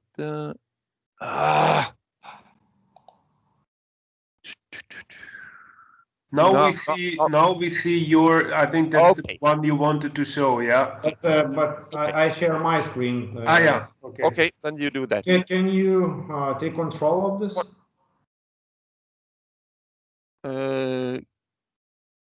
What did you say now? Do you see there? I can see it. But there should be an option to take control that you can. Oh yeah, okay. Yes. Okay, I will allow it, and now you can manage. Yes. Nice. I must, but I'm not able to move. Maybe you can move with the keyboard arrows. Yes, I try, but it's not working. It's not working. Let me see. But I can use my mouse to go on. Okay. Let's do this. I see that I can move forward, and you can say next slide, and I'll. Okay. All right. So, yes, 60% material recycling of municipal waste is possible. I wrote. We heard from Andy Grant that 65% material recycling is possible. I could also written that, but I'm a little bit more modest and moderate in my in my speak. Just take the next one. Before I present my case, IVAR and the Stavanger region, I would like to tell you something about the Norwegian framework, because there may be some different things in Norway compared to Lithuania. And one of the different things is already the first thing, the definition of waste. Norway has a quite particular, quite special definition. We divide in household waste and commercial waste. And household waste is defined by source. That means everything which comes from household is household waste. Everything else is commercial waste, in a way. So commercial waste is things which come from not only from businesses and from industry, but also from organizations and public institutions. This is also commercial waste. Big point, because in Norway, the municipalities which are responsible for collecting waste, they are responsible only for household waste and not other types of municipal waste, which may be in other countries, institutional waste and something like that. So there's only household waste. We have also the possibility to steer. And another point is that in Norway, this is different, for example, to Great Britain. The whole waste management, the municipal waste management, is financed by fees, not by tax. The municipals must take fees from the inhabitants as much as it costs to run the waste management system in the municipality, not more and not less. So everything must be full financed by the inhabitants. So we have had a ban on landfilling biodegradable waste or mixed waste with content of biodegradable organics since 2009, and this led to that most of the waste in Norway of the mixed waste is incinerated. Only, I think, 3%, something like that, maybe 4%, is landfilled. So this is very special in a way. So everything has to end up in an incinerator, more or less. We have different types of extended producer responsibility schemes. Is the packaging waste fees included in the fee for inhabitant? No, the packaging waste fees is not included in the fee for the inhabitant. Just an answer to a question coming up.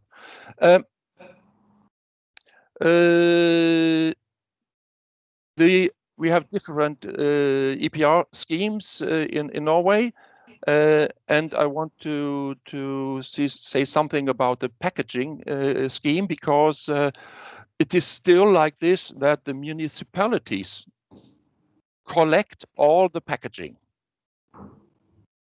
and they deliver this hand over this packaging to the EPR institutions like Green Dot, and municipalities get a payment for this collecting, but this payment is often too low compared to the costs the municipalities have on collecting the packaging.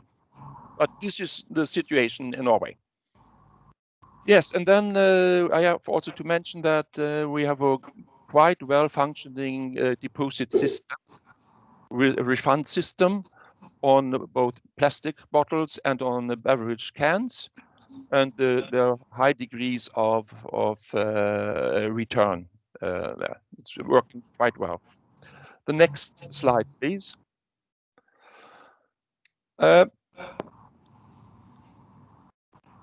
This is a statistic from the time before we started with our residual waste sorting plant.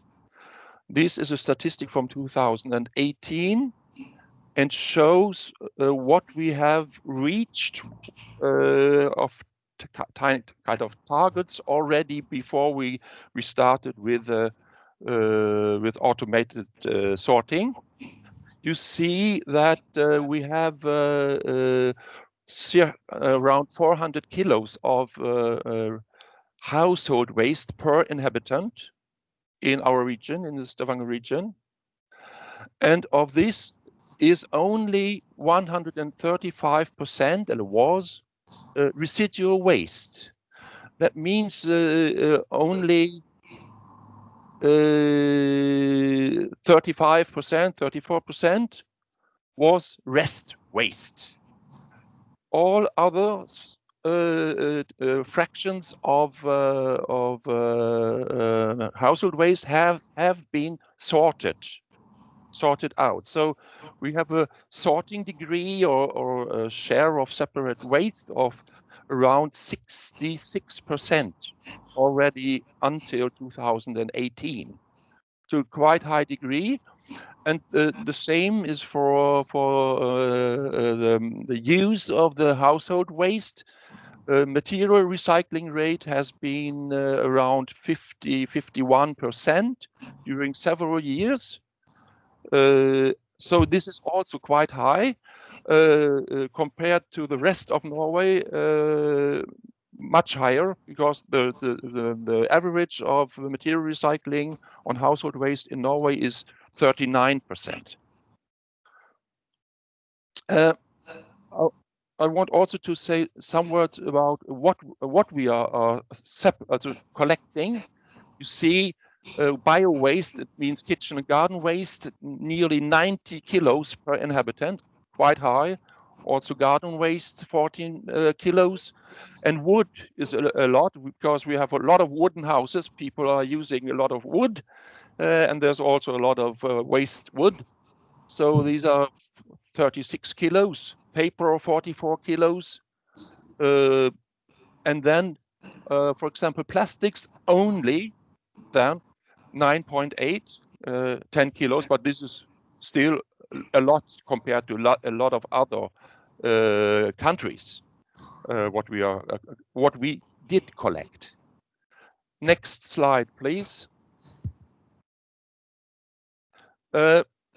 This separate collection scheme is based on a lot of bins at home, and also very well functioning recycling centers.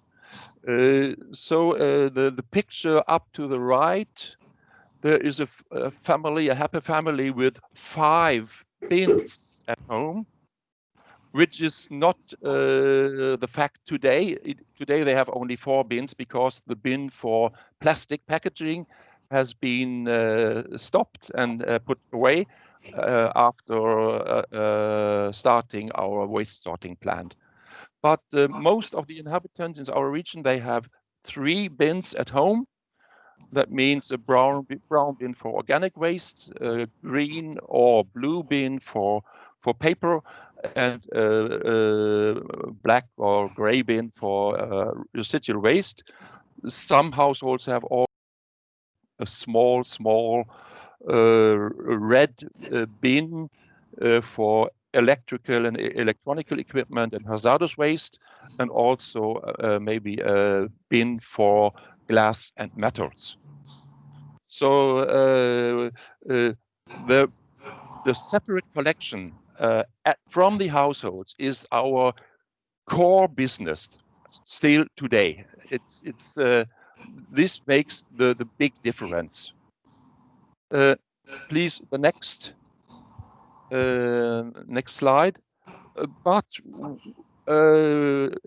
we mean that the only focusing on separate collection from the households will not be enough to reach the future EU targets, which are also for Norway. Even Norway is not a member of the EU, but we have to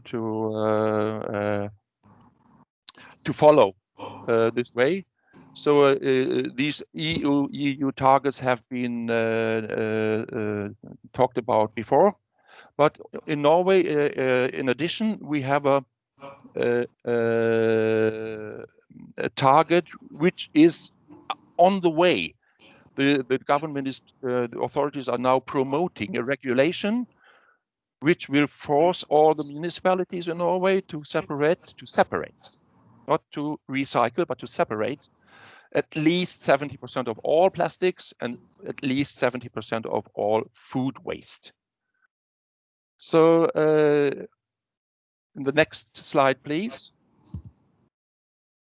So our answer to on this challenge is building a waste sorting plant at Furus, which is a district near to Stavanger. We invested 65 million euros in this plant, so a big amount. We started the test operation in January 2019, and now in 2020, the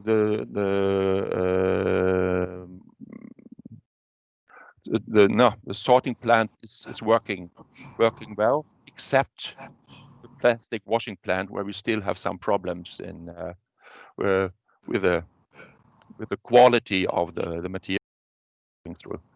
So next slide, please. 65 million euros is not only for one plant, but the 65 million euros is for 3 different plants under the same roof. So in the same roof, we have one plant for residual waste sorting plant. We have one sorting plant for paper waste. And we have one plant for plastic washing and extrusion. That means also that when we started our waste sorting plant, then we ceased the separate collection of plastics from the homes. Now all the plastics go into the gray bin for residual waste. So the sorting plant, the waste sorting plant, has a capacity of 6,000 tons, and sort out 2 types of metals. That means iron or ferrous, and non-ferrous. That means aluminium. We sort out a mix of paper and cardboard and carton and beverage cartons. And we sort out 5 different types of clean, in a way, plastics: low density polyethylene, high density polyethylene, polypropylene, PET, PET, polystyrene, plus a mixed, a rest of blended of mixed plastics. Next, please. This is just an overview over all these machines we have in this plant. Just have a look at the last bullet. We have a conveyor belts installed of more than 2.1 kilometers inside. So there's a lot of machinery and a lot of transportation inside. The core, the heart of the waste sorting plant are these 22 NER, near infrared sorting machines from Tomra, which are able to sort out metals, and not metals, materials based on censoring different types of material. They detect material and can shoot out by air nozzles, by air pressure, shoot out the type of material we want to get out. And they even are able to differ between different types of plastics, for example. What's happening in our sorting plant is that, this is now in Norwegian, but I will tell you what's happening. We have a pre-treatment section first, where the residual waste comes in, where we take out the biggest things and shred it down to a moderate size. We are also using 2 drum sieves to differ the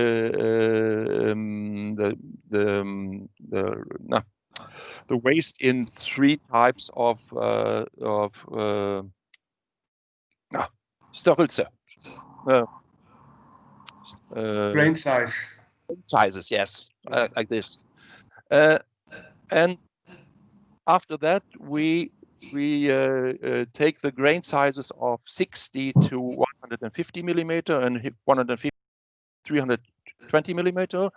It's led to NER machines which take out it is named blended plast in this yellow box. That means mixed plastics. We shoot out, I can say, around 82% of all plastics which is inside the residual waste. 82%.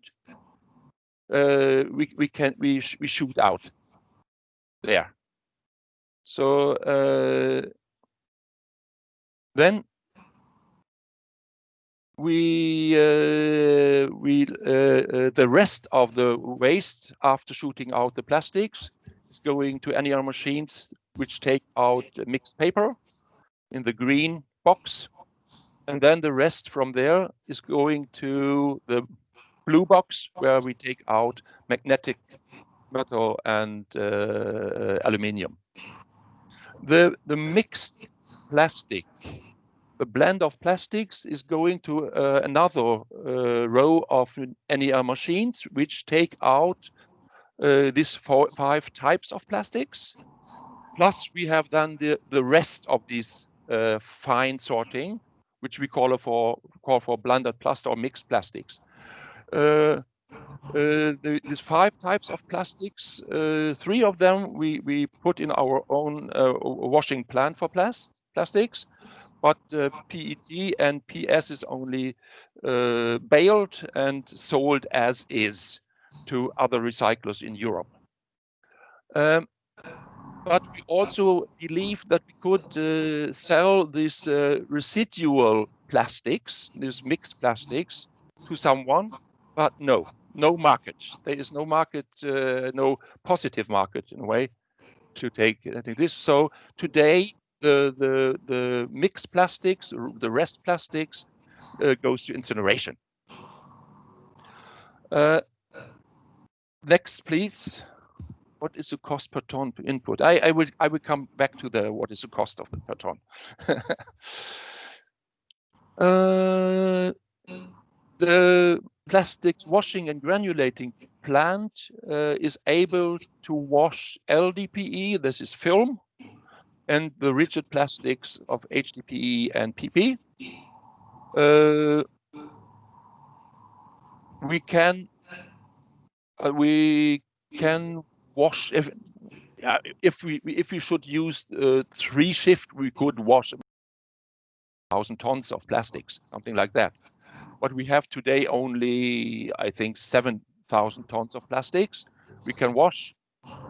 The special thing with the washing plant is that we wash it with hot water. This is very special in Europe. And then we can choose if we use the dried and cleaned flakes and sell them, or we put the flakes into an extruder and make pellets of it. So what we are getting out from the washing plant are industrial commodities. That is type of plastics which can go into new plastic production. Next slide, please. There are some pictures just for the flakes. You can see the flakes down to the right.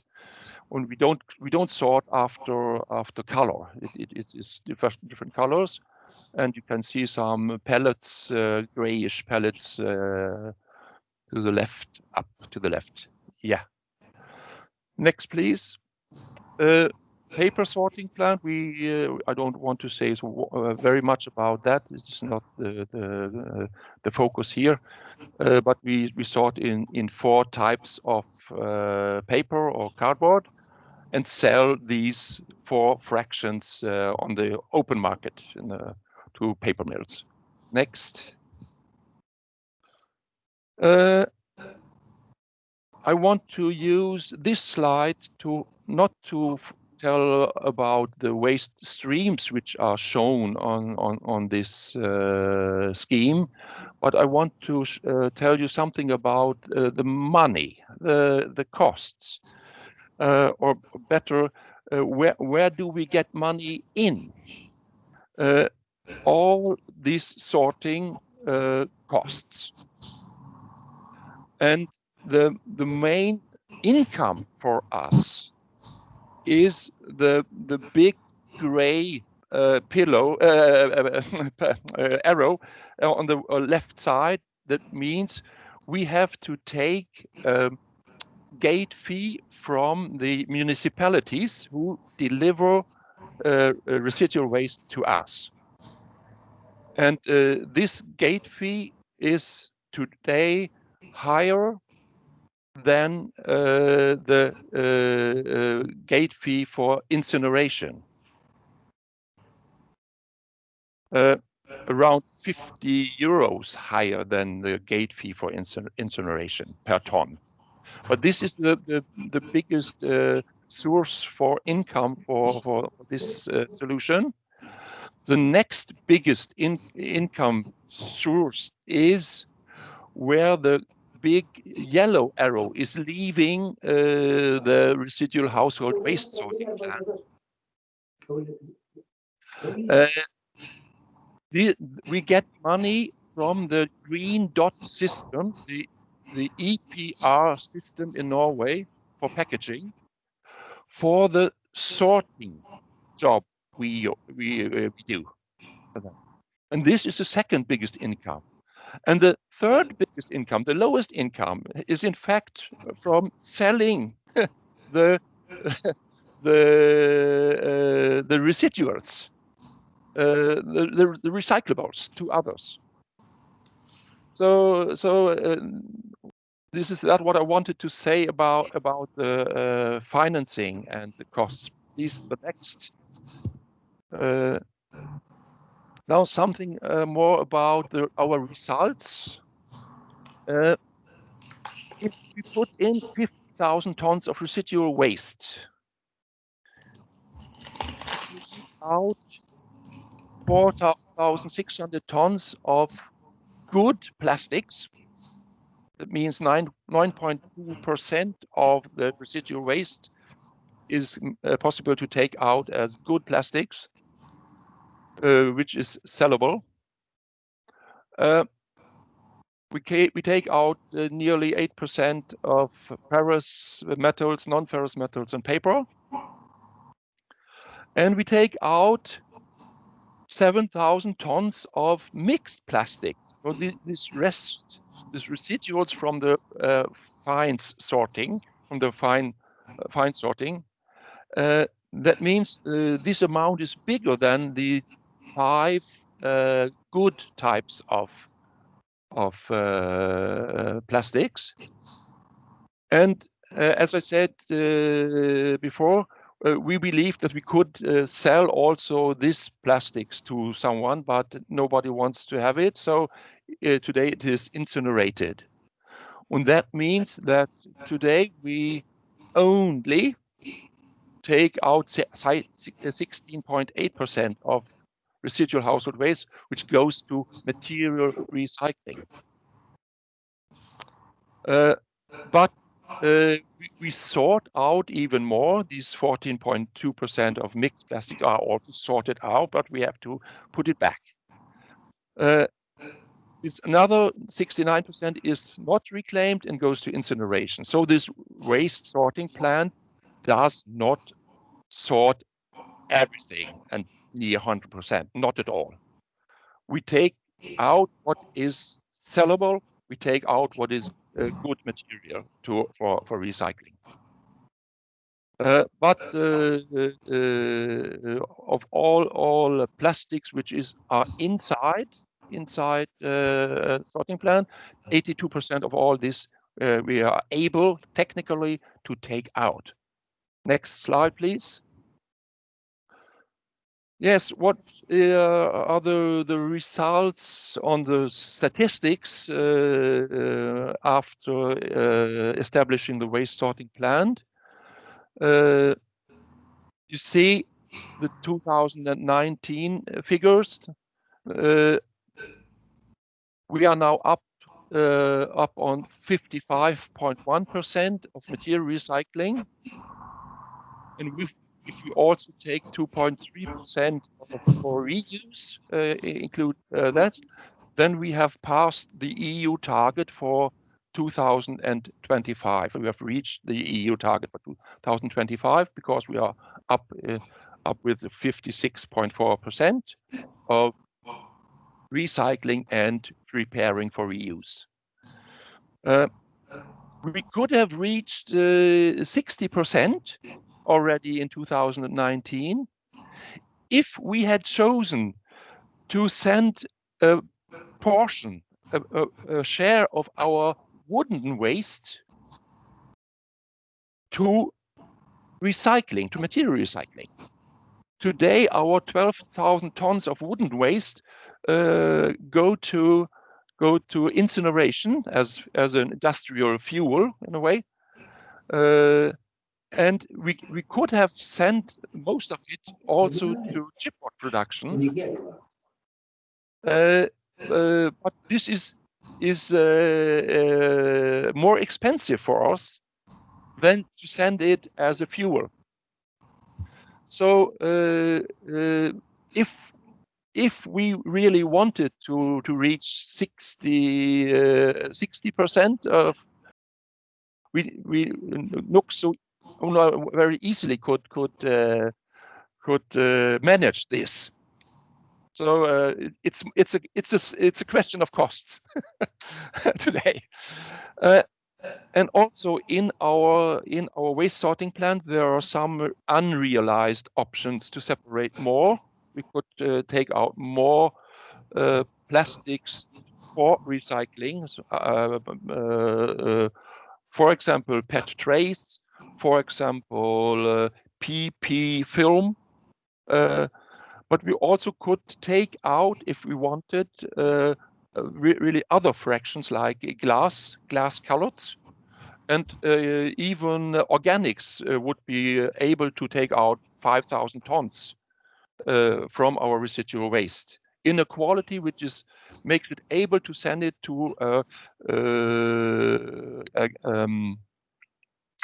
biogas plant. So next, please.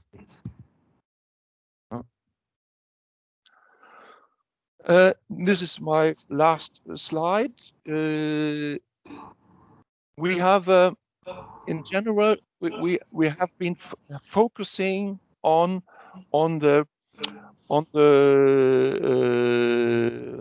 environmental results for when we talked about establishing this waste sorting plant.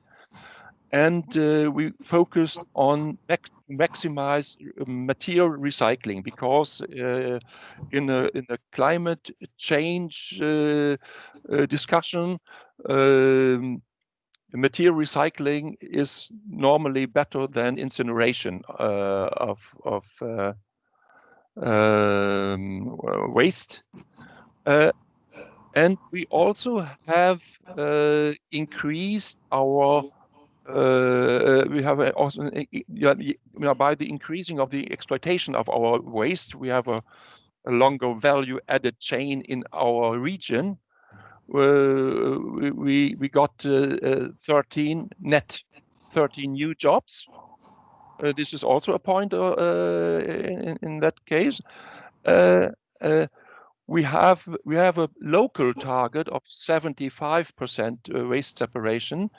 Now we are at 73.4, so we will soon reach this local target. And I think this waste sorting plant is really a keystone in reaching this EU recycling and reuse targets of 55 and 60 and 65%. But what I mentioned before, the inhabitants in a way pay today a little bit more for sending their residual waste to the waste sorting plant than it would go if it would go to the incinerator. So there is a higher cost now for the public.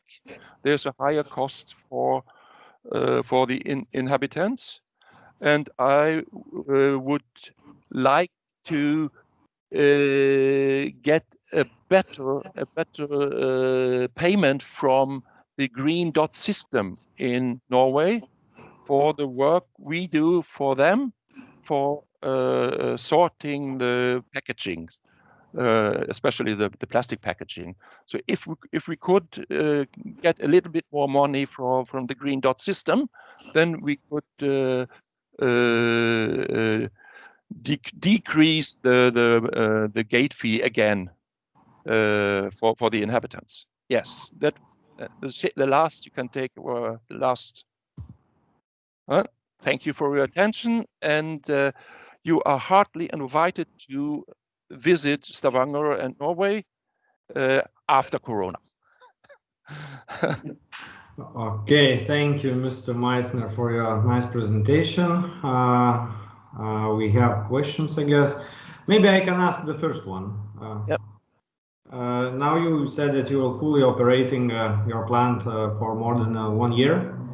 And now can you make the, let's say, assumptions or discuss a little bit, was the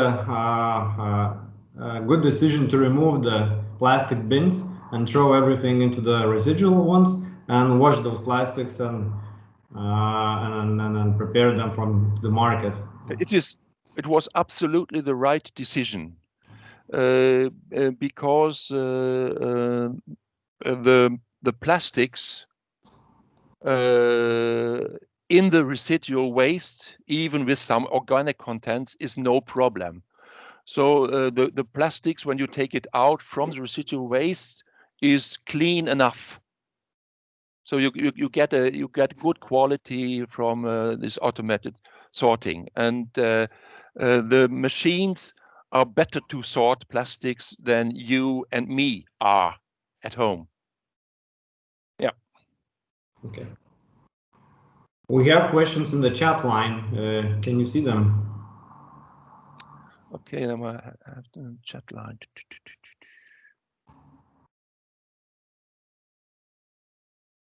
Yes,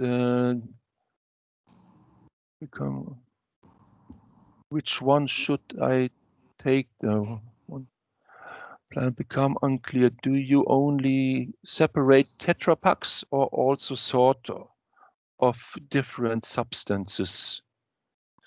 In our residual waste sorting plant, we sort a blend of different types of paper and cardboard and Tetra Pak.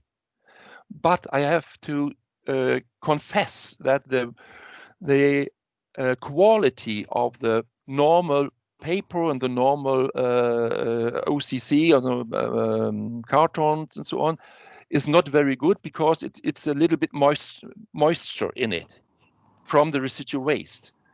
But the Tetra Paks, that is not a problem at all or to take out from the residual waste, because Tetra Pak are impregnated in a way. they have plastics outside, they have plastics inside, so they get not they then don't get a lot of moisture in it. So this is not a problem. But again, the quality of the extracted paper is not so very high.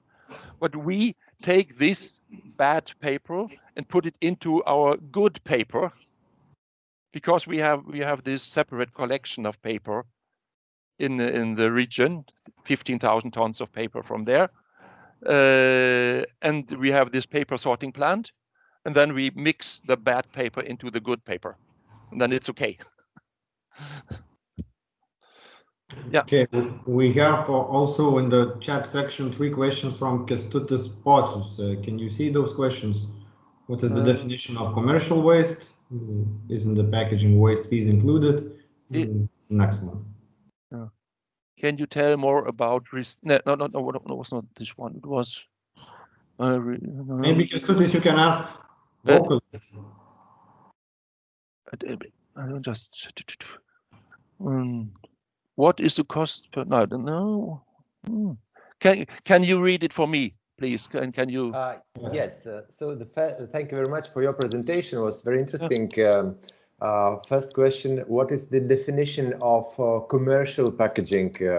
For example, if kindergartens have commercial waste, you mean? Sorry? Commercial waste, not yes, only commercial. Yes. Yeah. What is commercial waste? The commercial waste often looks like household waste. Yes. You know. But I said in my introduction that the Norwegian definition of waste is by source. So the authorities, the national authorities, they say, okay, household waste is what's coming from household, and what's coming from all other institutions or I think it's very logic. Very logic. So there is a lot of kind of household waste inside the commercial waste. Yes. But that this is not my waste in a way, you know, because I represent the municipal collection of waste, okay. And I only can collect the the household waste. Okay, thank you. So our waste sorting plant would also be able to handle lots of commercial waste, which is similar to household waste, you know. So, but we are in a way not allowed to do this. Okay, it's clear. Thank you. And maybe I missed, can you please specify what is the cost for sorting euro per ton in input? The cost? Yes, the price for the sorting. No, I cannot give you a price. Okay. I cannot give you a cost. I can only give you the amounts of what we are get paid. Ah, okay, okay, understand. Thank you. You It's know. okay. And I may tell you for the clear sorted plastics. That means there's 5 types of plastics which are sent to material recycling. We get paid around 290 euros per ton. 290 euros per ton for the sorting of these plastics. Okay, but this money is not enough to really cover all the costs for the sorting. Okay, thank you. Okay, we have additional questions in the chat line from Anna. Can you see those questions? Recycling rate for household waste is this one. So how are treated these commercial waste, and there are separate installations for those commercial Yes. waste? Hello, because you mentioned that that you cannot treat commercial waste even if the content that they are similar to household waste. So I understand that if something is really commercial waste, it's different story. But for those who are similar in the content and morphology to household waste, how they are treated in such case? Technically, we could treat lots of commercial waste, which is similar to household waste. But then we had to go on the open market, on the open waste market with our service. So we could contact private waste companies and ask them for, okay, do you want to deliver your commercial waste to us? But then they have to pay for that. So it's a question of market. And if I say that our costs now, our gate fee is higher than the incineration, then the answer is obvious. Then we are not compatible in a way. I understand. Thank you. Okay, here's another question from Mariusz. Can you see this question? It's 290 euros per ton, or what is it? If it was the question, yes, it is 2,900 Norwegian crowns.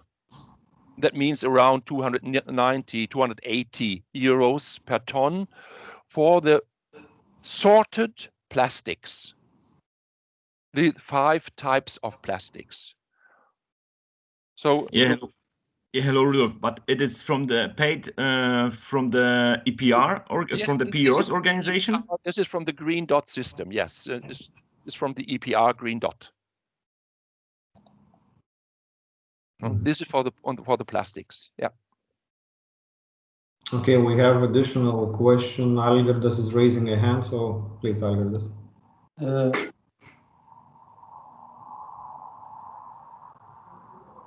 You're mute. We cannot hear you. Yes. Now. Thank you for the presentation, and nice to see you again. Hello. And what is, in average, how many people pay for fees for waste management in your region? Okay. Per household, it's around 280 euros per hour, per year. 208 around there, 280. And how you think if in Lithuania we recycle so much waste like in Norway, we pay so much, or it's we have a big price difference between our countries? Our prices here in the Iva region, in Stavanger region, the fee for the inhabitants is not higher than the average in Norway, even lower. So we are not on top of the costs we are compared to other bigger cities in Norway. We have even a lower price for the inhabitants. So even we had to give more of the costs to the inhabitants.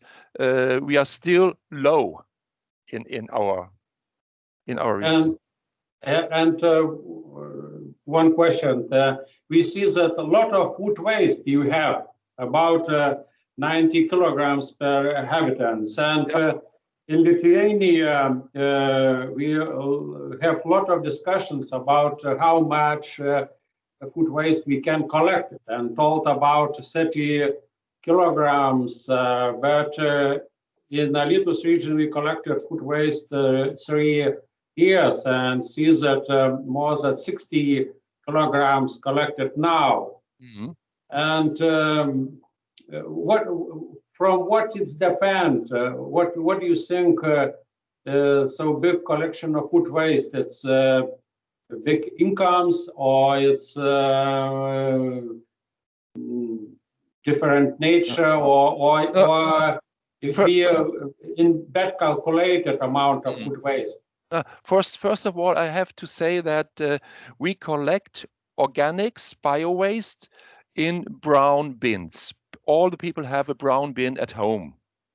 And they are allowed to put both food waste and some amount of garden waste into these brown bins. That means these 90 or 91 kilos per inhabitant is based on around 60, 65 kilos of food waste. And the other 30 kilos are garden waste in these 90. So our figure on food waste is around 60 to 65 kilos per inhabitant. But this is also a good solution, I think, a good result. So already today we can cope, I think 70%, a little more, 70% of all food waste we already handle in our system. The rest, the other 30% of food waste, they are in the residual waste. Yes, and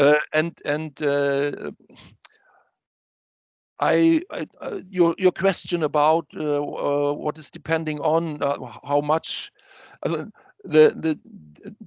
differing between the municipalities, how much they take as bio waste is most if the people have a garden or not.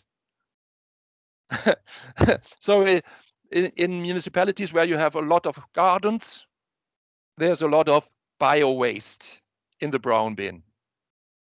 There where you have little gardens, there's little bio waste.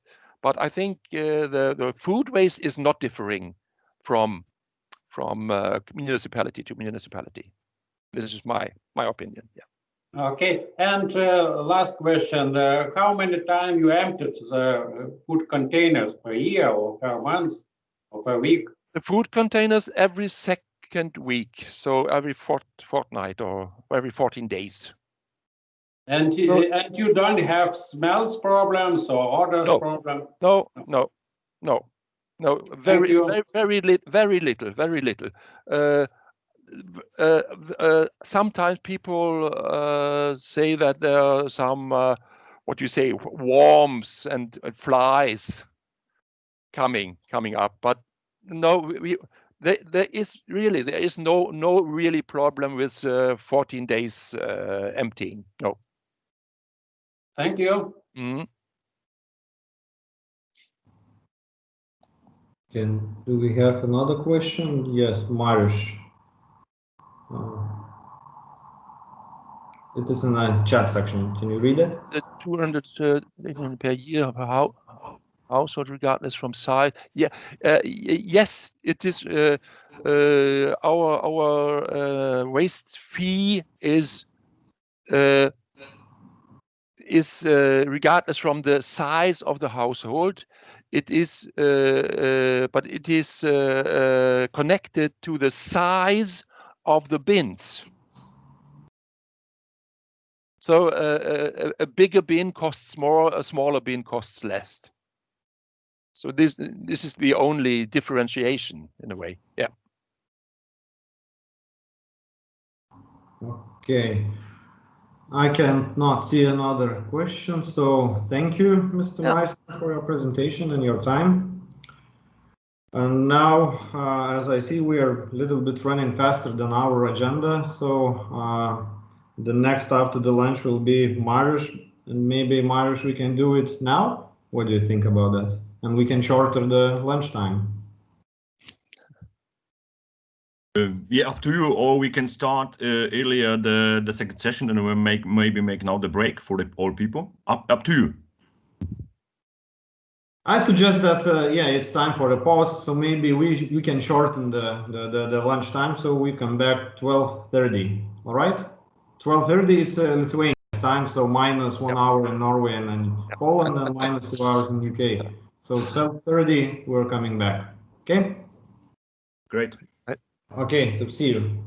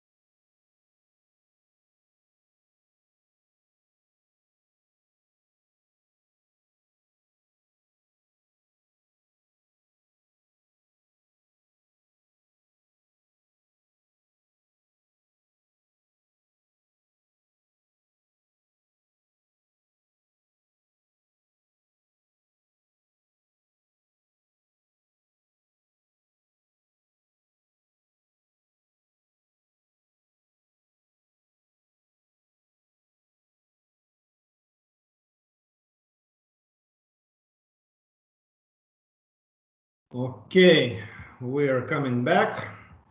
So it is always challenging for those who are after the lunch starting the session. But the next speaker, I know he's a quite passionate guy when we're talking about the new technologies, the targets, not for today, but for the future. And I can tell you that he is our dear friend, Mr. Mariusz Rajsza. Please, word is yours. Yeah, thank you. I will first try. I hope you hear me. Yes. Okay, good, great. Then I will try to open the presentation and you can tell me if it's in the presenting mode or not. Do you see the presentation in the presenter mode? Yes, yes, everything is good. Okay, good. Then, yeah, first of all, I would like to thank you for inviting me for this conference, for having this presentation, and big compliments for you for this decision to make such a conference and do it in the English language as well. I hope the participants will have an understanding also for this spoken or written language mistakes. So, but I think it's very interesting to have such a discussion. So I would appreciate to have similar opportunities in Poland as well. So within the next 30 minutes, I am going to talk about, I will only want to introduce a bit Tomra and myself, and then go through this legislation, through some insights or observation of the Lithuanian waste management system from outside point of view. So then I would go through this potential which is in the residual waste. I would like also to mention the new measurement methods and the impact or the consequences of this all statistical numbers, and share with you some maybe ideas so for initiating the development of the waste sorting infrastructure in Lithuania. I will close up with some summary. So you might know Tomra organization. It's a Norwegian company with 4,500 employees worldwide, and in principle, I think you use this equipment each and every day, bringing the materials into the shops back when you are using also this DRS scheme.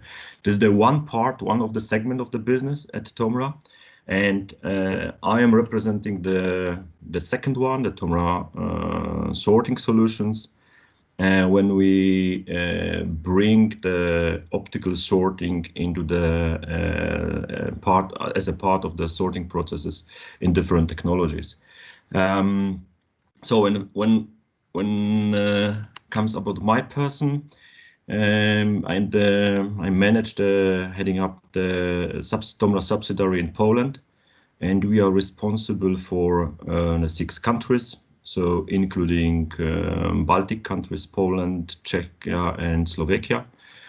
So, and we have quite interesting observations. So with the very similar life standard in all those countries, we have a lot of differences when it comes about the waste management system. So within the 6 countries, we have 2 with established DRS scheme.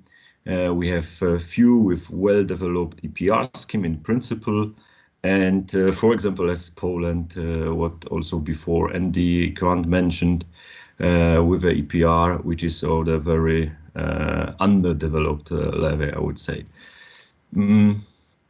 So challenges. Yet that was already mentioned. The Single-Use Plastic Directive. You in Lithuania are well prepared.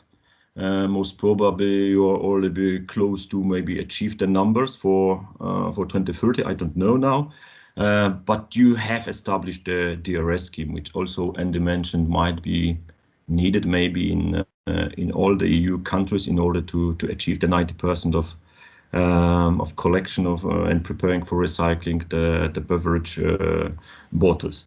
But this is the one part. But the second one is that what also was the mean I mentioned. It means the recycling targets and the reduction of the municipal waste.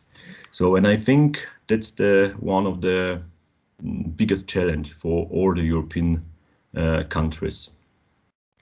And we saw also different definition of the municipal waste, commercial waste, what also Mr. Meissen mentioned before, a different definition in Norway. But we as a European EU members, we need to simply take this what is in the directive. So, and we need to think municipal waste, it's very clear stated, it's the waste mixed and separate collected household waste, including also the packaging waste coming from household and the mixed and separate collected waste similar to that from other sources. So, and seeing that, in Lithuania, you have, according to different numbers which are available, you have between 1.2 and 1.3 million ton municipal waste. And it's also quite similar to this statistic from different countries, between 400 and 500 kilograms per capita. So that's the number which we saw also from the 3 cases showed by Endigrand. So in Stavanger or in Milan in Friesland. So that's the average produced mix municipal waste. And having this in mind, in 5 years, 600,000 ton municipal waste should be recycled. So you know what is the current number, and in 15 years, it's even more than 800,000 ton waste, which should be recycled, not only collected, not recovered, and not incinerated, recycled. And the biggest question again is how to achieve this. So I tried to during the discussion with Mr. Repas and Andrews and different other people from Lithuania. From one side, we see you really done and you have already a lot of the needed elements for the well-developed waste management system established.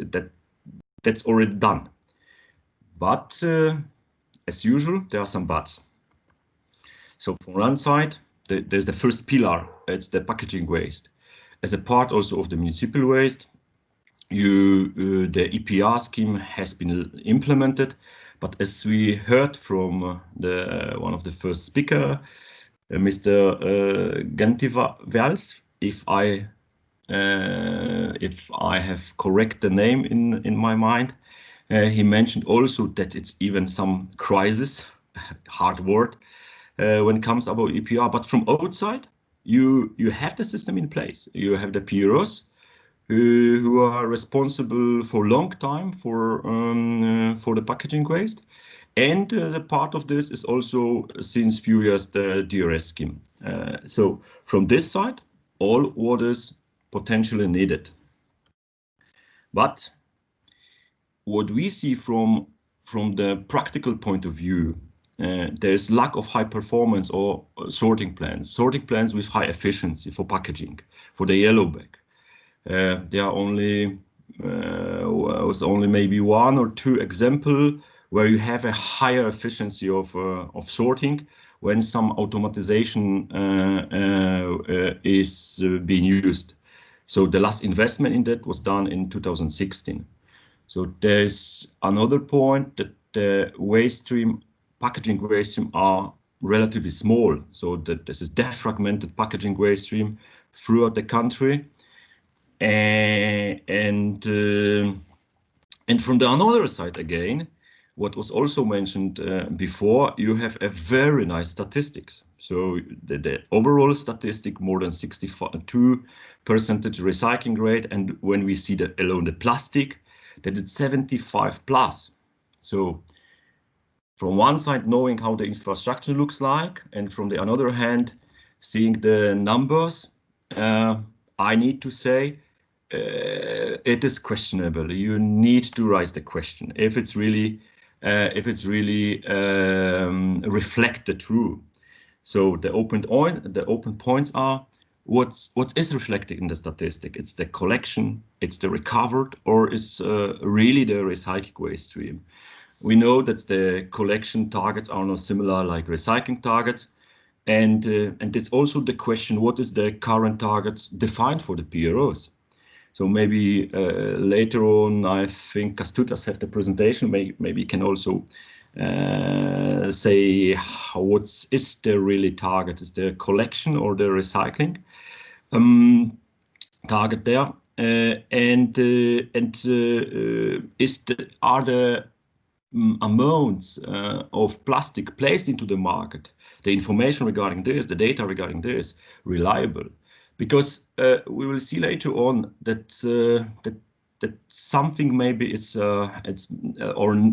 needs to be adjusted. So in the second pillar, is the residual waste, including, of course, the separate collected bio-waste and all other wastes, which we mentioned before.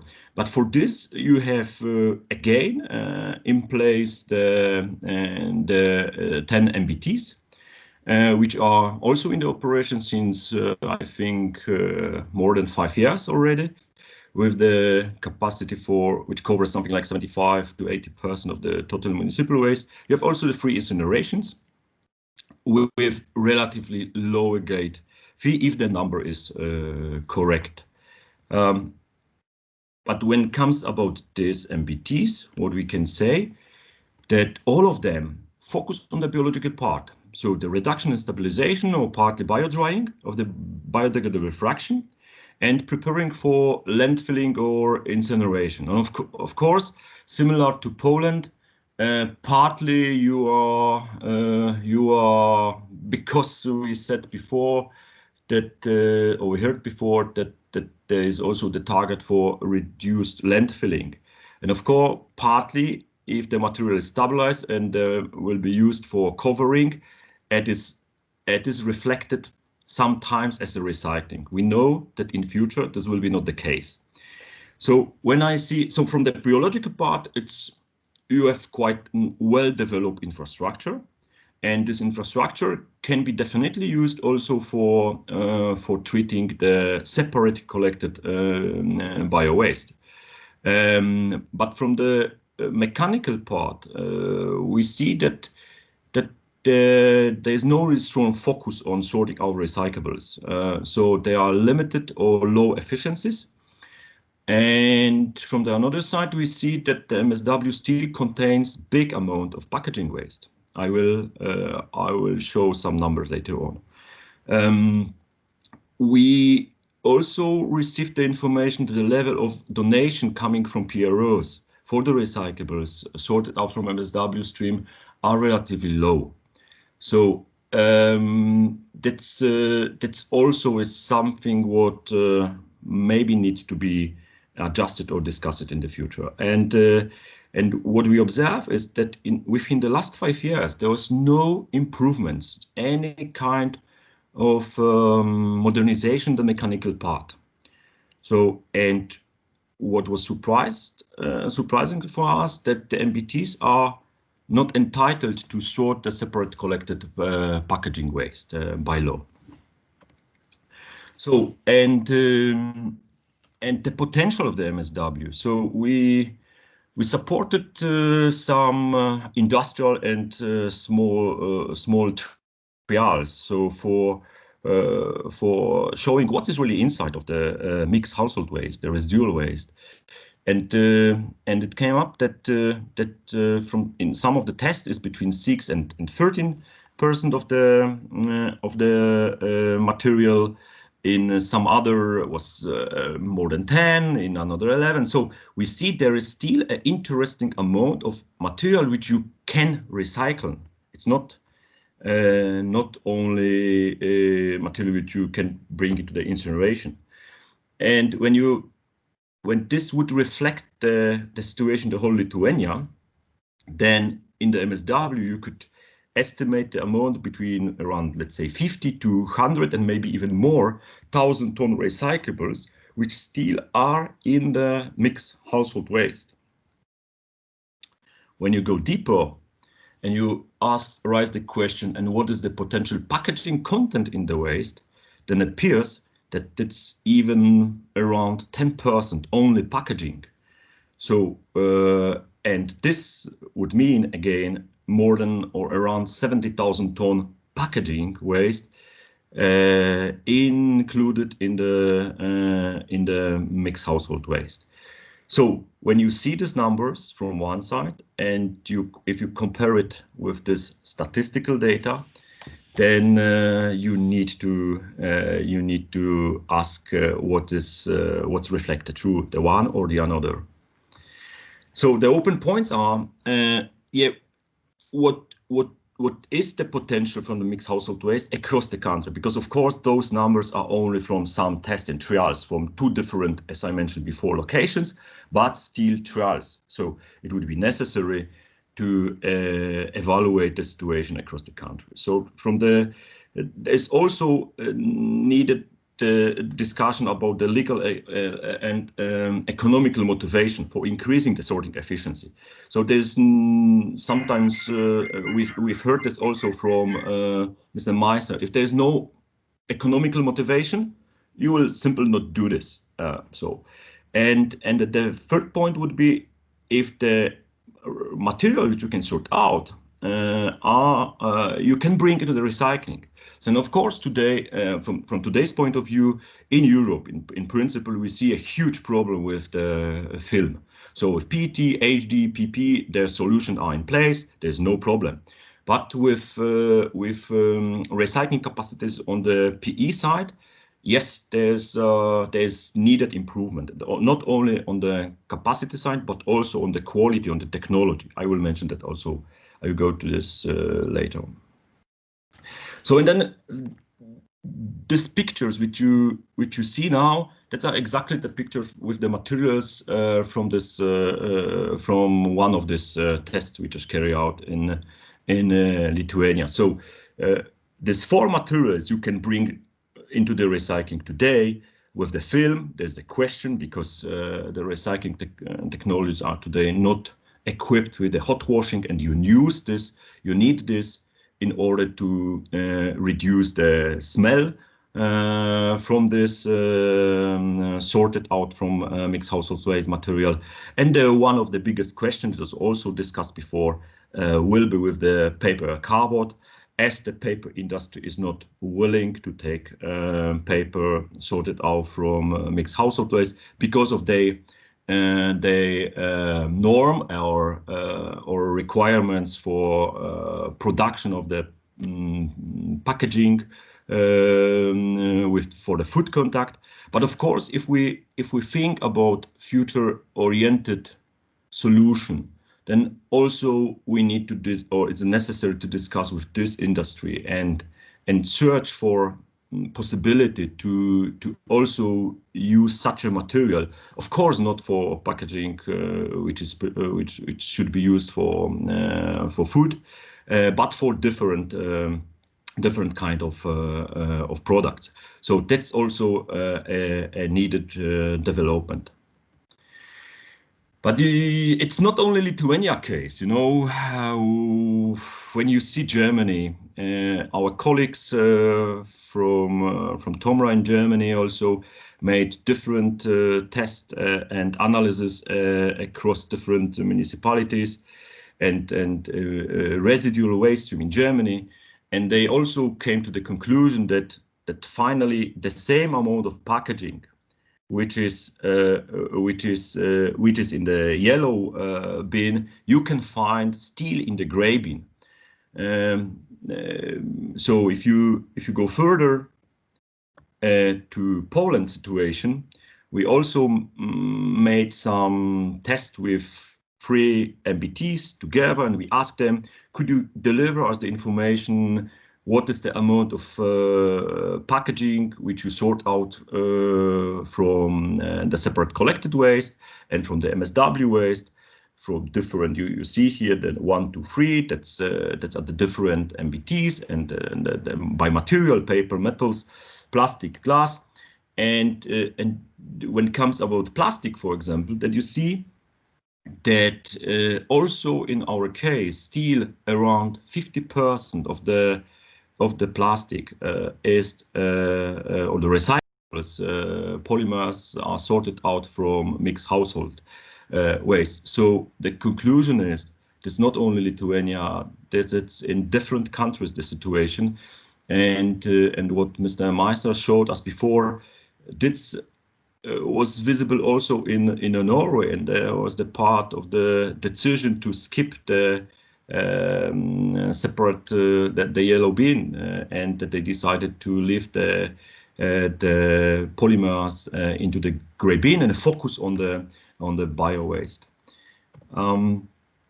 So then it might be raise the question, if you still think there is no need to sort recyclables out from municipal solid waste in order to meet the targets 2025, 2035. It's might be the rhetorical question.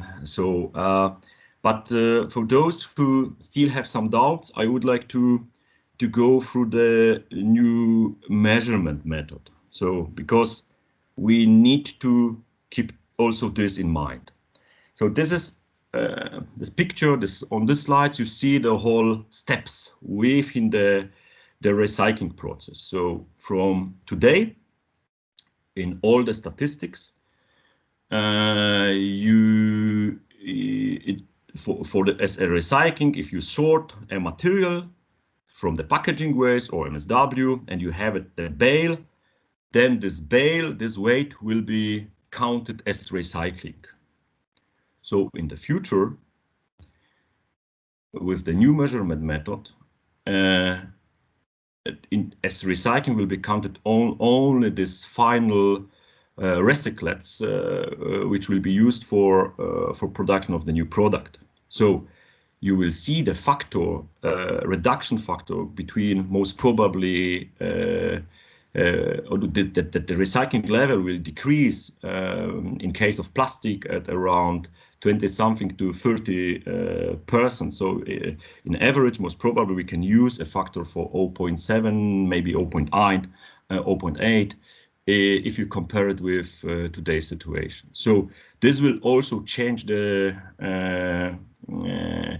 statistic on the real situation a lot. So having in mind this new measurement methods and ambition targets, so we definitely need to not only to maximize the rate of collection, what's already happens, and I think also in Lithuania you have very good coverage of collection. Most probably all the waste streams are collected in a very good and efficient way. And the letterings level is very low thanks of this DRS scheme. So this all already is in place, most probably. So, but then the second step is how to increase and have a high sorting efficiency for packaging waste. That is today missing. So in the second, how to increase the efficiency of the MSW sorting. As we saw from the another example, and other waste streams, what is also required. And then the next will be how to optimize the recycling processes. That's required. So we need to. There are also expected adjustments in the recycling processes in order to be able to recycle materials coming out from MSW. And these different other qualities, as before also were mentioned, like polypropylene film, like PET trays, like this different packaging materials. And of course, last but not least, the economical motivation and financing is a must. So it's required that we find a solution how to create circumstances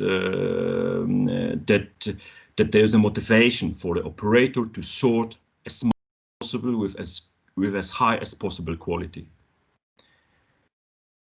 So, and I know when we discussed again with different people, and you say, why within the last 5 years nothing changed when it comes about the sorting infrastructure in Lithuania? Because really, since 2016 or in 2016 was the last investment carried out by private company which invested in the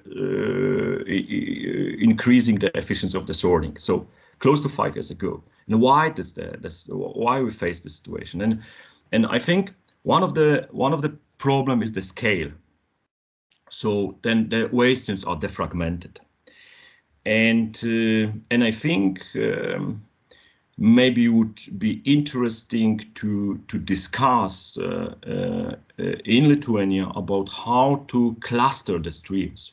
So how to combine some residues from after the mechanical treatment in order to increase the amounts and to be able to build facilities with higher throughputs, because if you have higher throughputs, you can invest more in the technology, and later on you can expect higher efficiencies and higher qualities of the sorted out material.